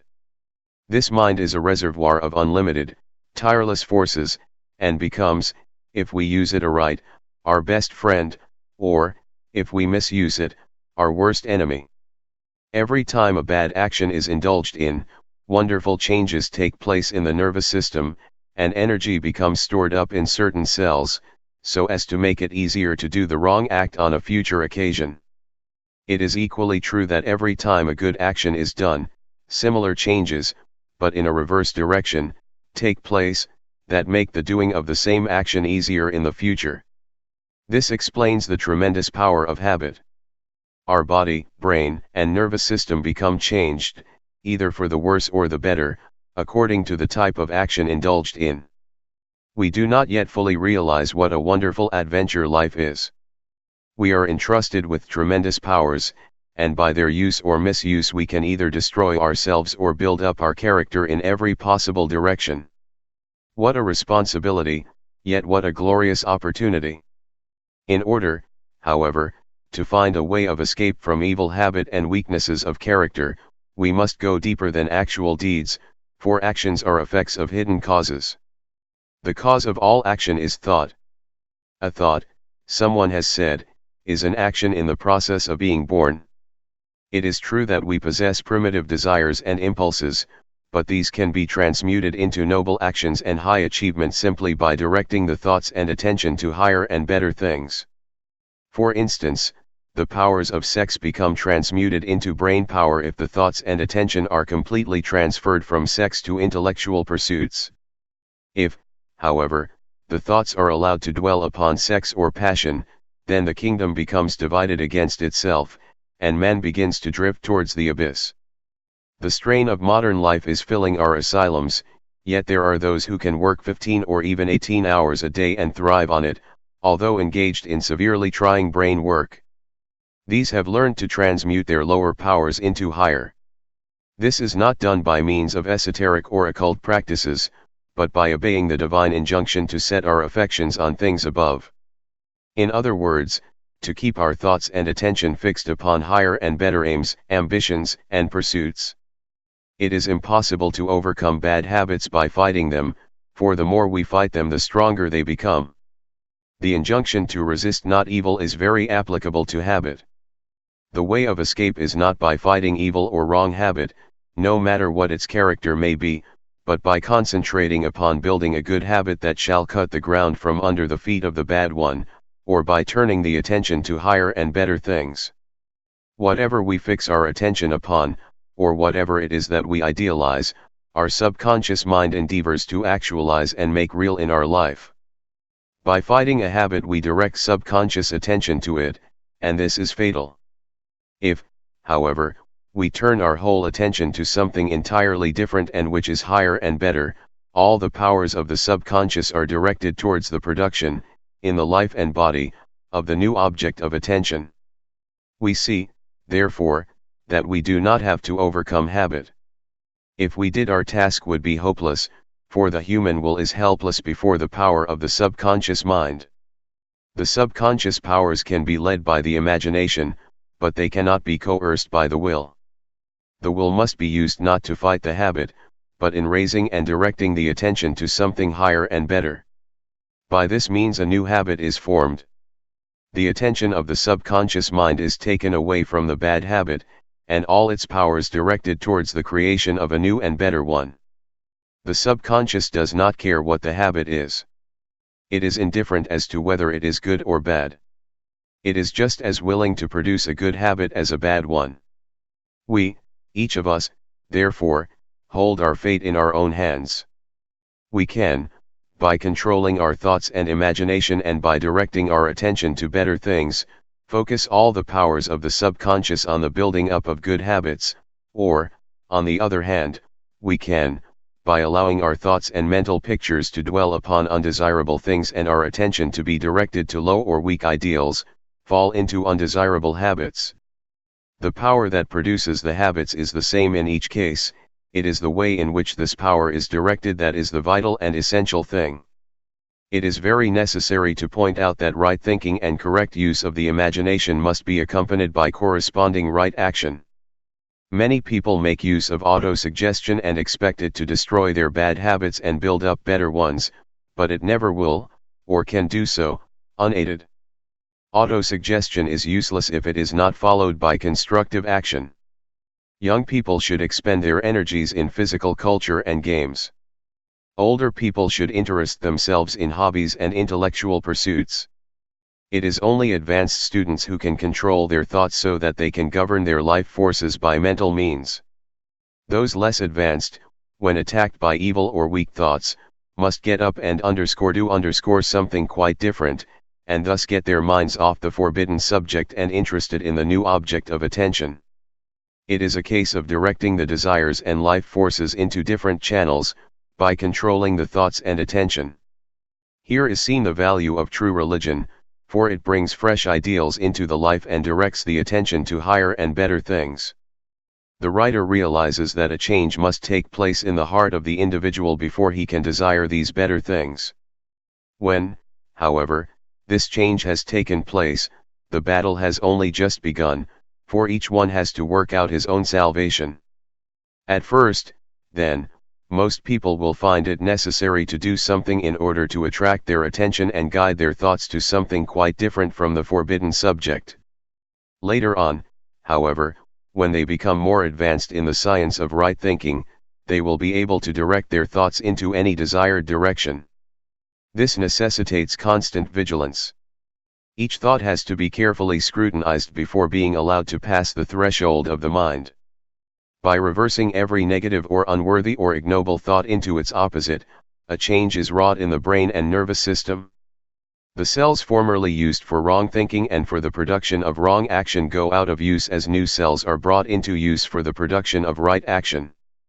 This stage leads to one higher still, when it becomes a settled habit to reverse bad thoughts into good ones and perform right actions instead of bad or weak ones. The power of the subconscious mind, which at one time seemed so evil, produces right action more or less automatically. When once the habit of cleaning the teeth is established, there is experienced an uncomfortable feeling until they have been attended to. When once a dirty person has learned to wash himself thoroughly and keep himself decent, he will feel uncomfortable if he gets dirty. The same rule applies in the more important things and habits of life. If those who are in the bondage of habit will only direct their thoughts and attention to the building up of good habits, their old weaknesses will die a natural death. It must not be thought that the victory over lifelong habits is easy. It may seem so at first, but sooner or later temptation will come with added force, which may result in a sad fall. If this should happen, it is most important that too much attention should not be paid to the incident. Instead, the beginner should pick himself up, and, making a mental note of the immediate cause of his downfall, thus benefiting by the experience, press on again towards freedom. It is most helpful to realize that not only is the subconscious mind willing to be guided aright, if we will only persevere long enough, until persevering itself becomes a habit, but that we also have behind us all the spiritual powers of God. The Infinite One sees to it that the odds are not overwhelmingly against us. Our difficulties are not insuperable, although they may appear to be so. We can always win through if we faint not. Heaven looks on with sympathetic interest and rejoices with the struggler when he succeeds, and mourns with him when he fails. The struggle is a stiff one, for it is only by this that the seeker after God can become strong in character, but the victory can always be won. When the situation appears hopeless, let the struggling one remember that there is a way of escape somewhere, and that God, who is his freedom and deliverer, will reveal it to him if he faints not. If all who seek deliverance will realize that the power of the infinite is on their side, and that they are bound to become victors if they will only keep on, they must succeed. And what a joy is theirs! There is no happiness quite like that which comes to one who has fought the good fight and overcome habit and weaknesses of character. May every reader experience this supreme joy of overcoming. Chapter 11, Happiness and Joy. Deep down in every heart is an unquenchable desire for happiness. The advanced soul desires happiness just as much as the pleasure-seeking worldling. The difference between them is simply that the former, through knowledge and experience, does not search for happiness, knowing that it can never be found by direct seeking, but finds it through service and love to others and in victory over self, while the latter seeks happiness, like a will-o'-the-wisp, in every form of pleasure, and finds it not. Man is never satisfied with his life, he is forever seeking something that is better. Until he learns wisdom, he looks for it in pleasure, in sense gratification of various kinds, in wealth, luxury, and possession.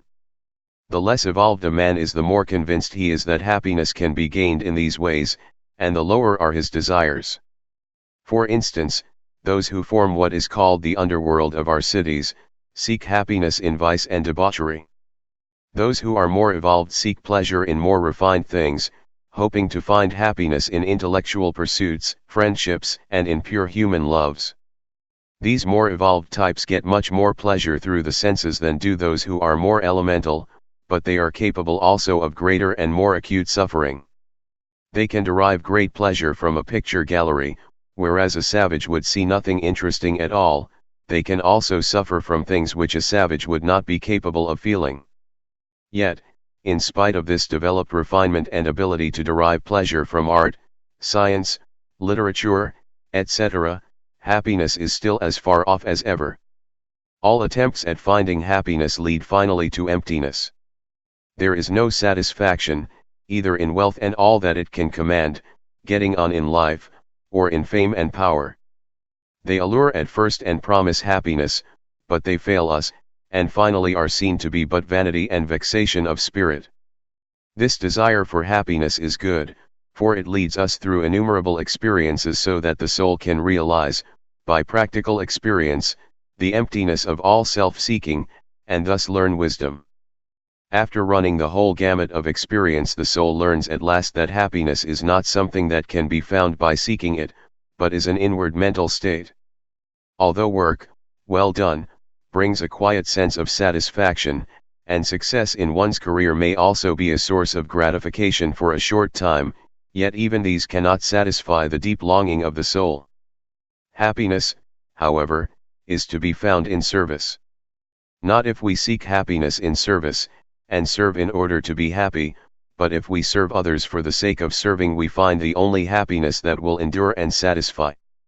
One has only to observe the lives of those who are always selfishly seeking and grabbing, who are hard in their dealings, and always looking after number one, in order to see how impossible it is for self-seekers to be happy. It does not matter whether they acquire riches or remain poor, they are equally unhappy. In contrast to this, you have only to go out of your way to do a kind and perfectly disinterested action and experience the glow of sheer happiness that it brings, in order to realize that you are dealing with a law of life that is as sure and unalterable as the law of gravitation. There must be a purpose in life, and this must have for its object the betterment of the lives of others, either few or many. The law of service must be obeyed, otherwise there can be no happiness. This may fill some readers with dismay, for they may be employed in an occupation that apparently does no good to anybody. They may feel that if they were engaged in some noble enterprise for the uplift of humanity, then they could truly serve, but in their present occupation this is impossible. To think thus is very natural, yet the truth is we can all obey the law of service, and can begin now, in our present occupation, no matter what it may be. We have only to do our daily work, not as a task which must be got through, in order to bring us a living, or because it is expected of us that we should work, but as an offering of love to life and the world, in order to come into harmony with the great law of service. Our ideas of values with regard to occupations are altogether erroneous, from the inner wisdom point of view. The scrubbing of a doorstep, if faithfully done in a true spirit of service, is of as much value and real importance as the writing of a deathless poem, or dying for one's country. We can never truthfully say that one act of service is of greater value, or is more important than another. All that the higher law looks at is the motive. Therefore, if your motive is right, you can be engaged in the humblest and, apparently, most useless occupation, and yet be happy because you satisfy the law of service. Another road to happiness is the conquest of the lower nature, the overcoming of weaknesses, the climbing to higher and better things. There is intense happiness in realizing daily that old habits are being overthrown, weak points in the character built up, and an ever-increasing state of liberty and freedom entered into. Thank God, we do not have to remain as we once were, but can progress upwards, indefinitely, for there is no limit to our upward climb. But there is a state that is far higher than happiness, and this is joy. Happiness comes through service and overcoming, but joy comes only to one who realizes his oneness with his divine source. The reality is ineffable joy. Behind this world of shadows is the real, spiritual world of splendor and delight. When the soul, after its immense journey through matter, time, and space, at last finds its way back to its divine source, it becomes aware of this intense joy, too great to be described in words. It not only realizes that the reality is joy, and the universe filled, not with groans or sighing, but with the sweet, quiet laughter of freed souls. It also is filled itself with this ineffable joy. What has all this got to do with practical, everyday life, it may be asked. Everything, for the one who possesses this quiet joy can never be defeated in life's battles. He has something within him that can never be quenched and which will lead him from victory to victory. Chapter 12, The Use and Misuse of Mental and Spiritual Powers. The average individual knows nothing of mental forces, and, although he may suffer from the effects of unconscious wrong thinking, yet he is in no danger of making deliberate misuse of the inner powers. One, however, who has learned how to use these interior forces must be very careful to use them aright, or he will find that the invisible powers of mind and spirit are far more powerful and destructive than dynamite. It is not meant by this that he can blow himself up thereby, but it does mean that he can injure himself, not only in this life, but for ages to come, and, in addition, seriously retard his spiritual evolution. All use of the mind to coerce other people or to influence them by means of suggestion, not for their benefit, but for your advantage, is highly destructive, not to them actually, but to you. On the face of it, it looks an easy road to success and prosperity, but, actually, it leads to failure and poverty. The misuse of the mental powers in this way is really a form of black magic, and the fate of all black magicians is very terrible. Even the use of the mind to coerce other people for their good is not desirable. It never does any real good, although it may seem beneficial for a time, and its use, therefore, is to be deprecated. Healing, so-called, by heterosuggestion, is not permanent, for as soon as the healer ceases to pump suggestion into the patient, the latter begins to relapse into his former state. Far better results accrue if the patient is taught to use auto or self-suggestion for himself. It is seen, then, that the use of the mind to influence others is distinctly harmful if it is used selfishly, and of no real use if used unselfishly. Hypnotism is harmful, no matter which way it is used, and is also detrimental to the patient. Because of this, some of our more thoughtful neurologists have given up its use. We have no right to endeavor to influence other people by the use of our inner forces, even if our object is their good. Each soul has the right to live its life in its own way, and choose for itself either good or evil. That is the object of life, so that each evolving soul should learn wisdom through the lessons learned as a result of its own mistakes. Far worse is it if others are coerced, not in order to help them, but to defraud them or to make them buy goods they do not require, or sign agreements they would not otherwise put their name to. One who misuses his mental and spiritual powers literally smashes his life up. He works against the laws of life and the universe, and encompasses his own ruin. There is, however, a far more subtle way of misusing the mental and spiritual forces than by coercion, mind domination, and heterosuggestion. This method is equally destructive, and if persisted in builds up a painful future. With this method other people are not influenced or dominated, but the finer forces of nature are coerced by the human will. Mental demands are made on the invisible substance from which, we are told, all things are made, and wealth is compelled to appear. In addition to this, sickness, so it is claimed, is banished, and the invisible forces of life are compelled to operate in such a way as to make life's pathway a bed of roses, without thorns, so that life becomes shorn of all its discipline and experience.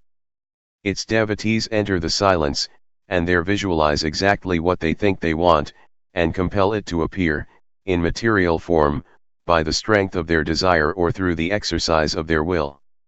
Some followers of this cult may be able to make an apparent success of it, but I have never yet met any.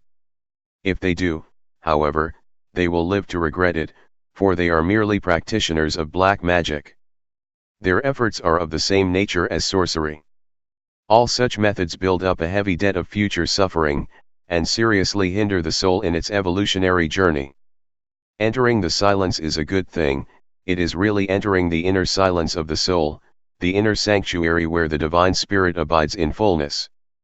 To misuse this inward power for selfish and material ends, and for forcing our human will upon life, so as to make it conform to what we think it ought to be, is a crime of the first magnitude, which can result only in ultimate failure and disaster. Chapter 13, Overcoming Limitations and Awakening Inward Powers. Limitations can be overcome through a realization of truth. When we say this, it is taken for granted that every effort will be made on the physical plane. It is necessary to bathe, exercise and breathe fresh air in order to be well.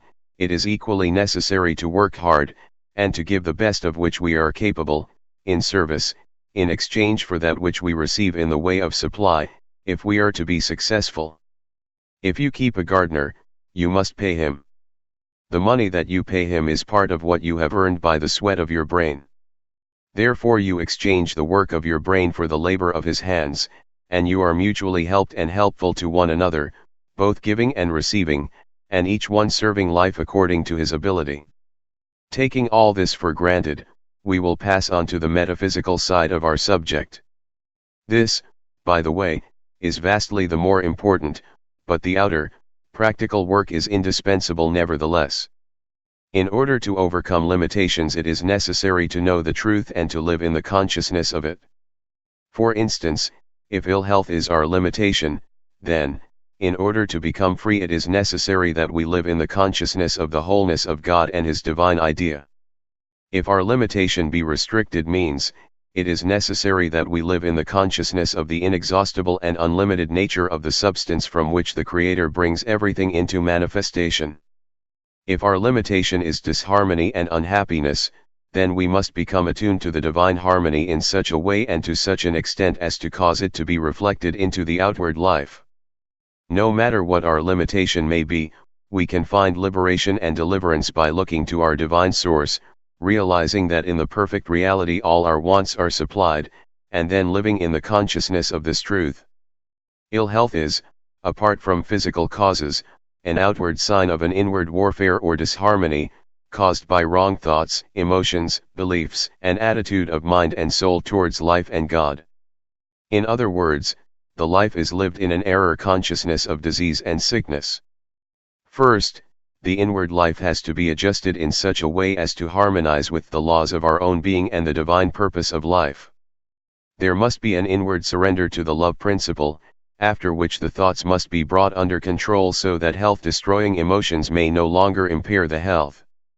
Further, the whole consciousness must, as often as possible, be raised to a realization of the perfect wholeness which is the reality. If this course is persevered with, a consciousness of health and wholeness becomes a permanent mental state, with the result that health becomes manifested in the life.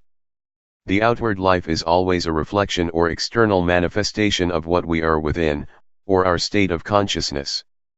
Therefore everything depends upon which kind of consciousness it is in which we live.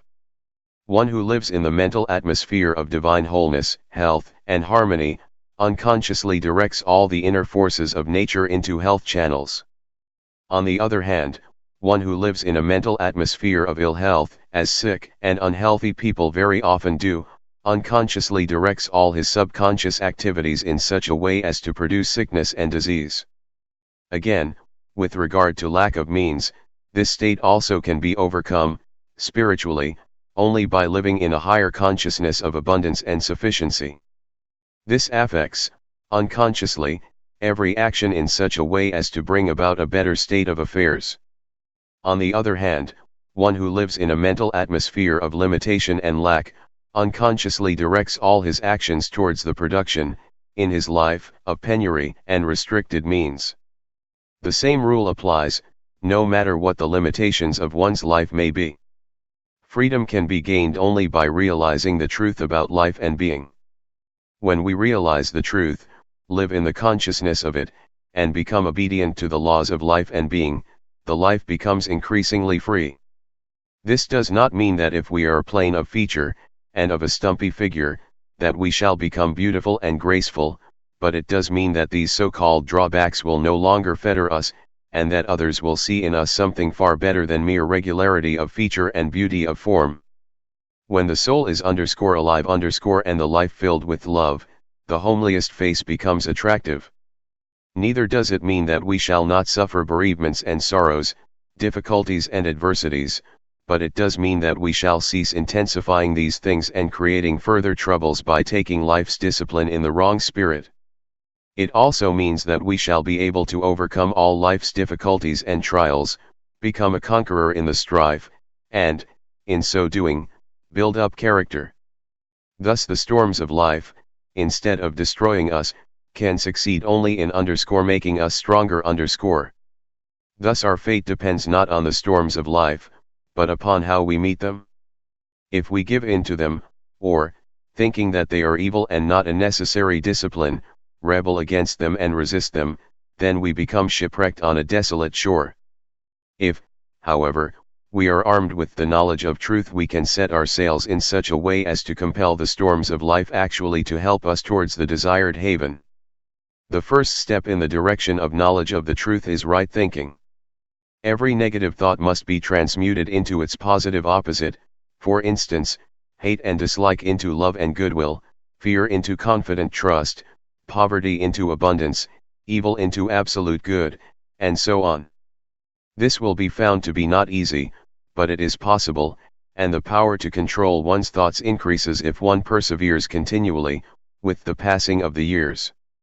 A beginner cannot, naturally, expect to be able to exercise the same control as one who has been perseveringly seeking self-mastery for years, but he can make substantial progress and learn from day to day. The result of thinking in this way is surprising. The reversal of thought may appear at first to be simplicity itself, and to lead nowhere in particular, but after a time the vastness of the subject becomes almost appalling. The cultivation and practice of right thinking gradually lead to a knowledge of the truth. Not an intellectual knowledge of truth, but a realization, by the soul, of the truth.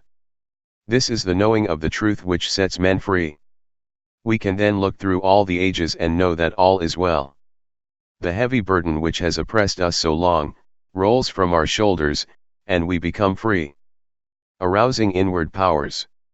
Man is heir to wonderful and illimitable powers, but until he becomes aware of them and consciously identifies himself with them, they lie dormant and unexpressed, and might just as well not exist at all as far as their use to man, in his unawakened state, is concerned. When, however, man becomes awakened to the great truth that he is a spiritual being, when he learns that the little petty self and finite personality are not his real self at all, but merely a mask to the real man, when he realizes that the spiritual ego, a true divine spark of, or branch or twig of the eternal logos, is his real self when he understands that his body is not himself, that his mind is not himself, that even his soul is not himself, being but vehicles through which he seeks expression, but that he is spirit, deathless, diseaseless, eternal, forming an integral part of the one spirit and being identical with it, he enters a new life of almost boundless power. It is unwise to engage in any mystical practices in an attempt to force development and unfoldment. Mystic trances are highly dangerous and are also unnecessary. Psychic experiences and the awakening of psychic centers are also dangerous and lead away from our goal. Breathing exercises, whose object is to awaken inward powers, are highly dangerous and are to be condemned in consequence. The cultivation of negative passivity, such as inhibiting all thought and making oneself quite passive and open to any influence, is also highly dangerous and should be strictly avoided. In place of all these unwise practices, a short time should be set aside each night and also morning, if possible, for getting into touch with reality. You should then endeavor to realize that the body, mind, and soul are but vehicles of expression, mere servants of the true self or ego. This will bring about in time, a consciousness of identity with the one eternal Spirit. What Jesus called our Father in heaven. One might proceed after this fashion. My body is not myself, but is merely something that enables me to live this material life and gain experience. My mind is not myself, but merely an instrument which I use and which obeys my will. My soul is not myself, but merely a garment of my spirit. My will is not myself, but is something of which I, the true self, make use. And so on. By this means you gradually approach the great truth which cannot be put into words and which can only become yours through realization or inward spiritual understanding. In addition, one can use a positive statement of truth, reverently, but with full confidence, such as, "I am a branch in the true vine."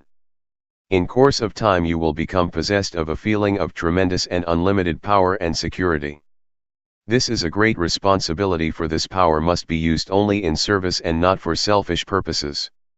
If it is used for the acquisition of wealth and the gaining of temporal power, great disaster will be the inevitable result. Yet, if used aright, it is bound to have a great, though unconscious, influence for good on the life, and for this you are not responsible. Constantly endeavor to serve and bless others, then, because you do not seek them, crowds of blessings will come into your life unbidden, great happiness being one of the chief. Having found the kingdom of heaven, it will be your experience that all needed good will be added unto you.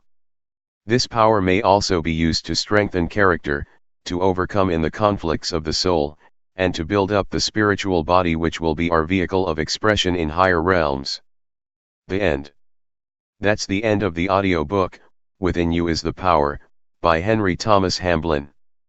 Don't forget to subscribe our channel to keep posted about our upcoming new audio books, and stay tuned to our channel to listen to more interesting audio additions to our unique channel.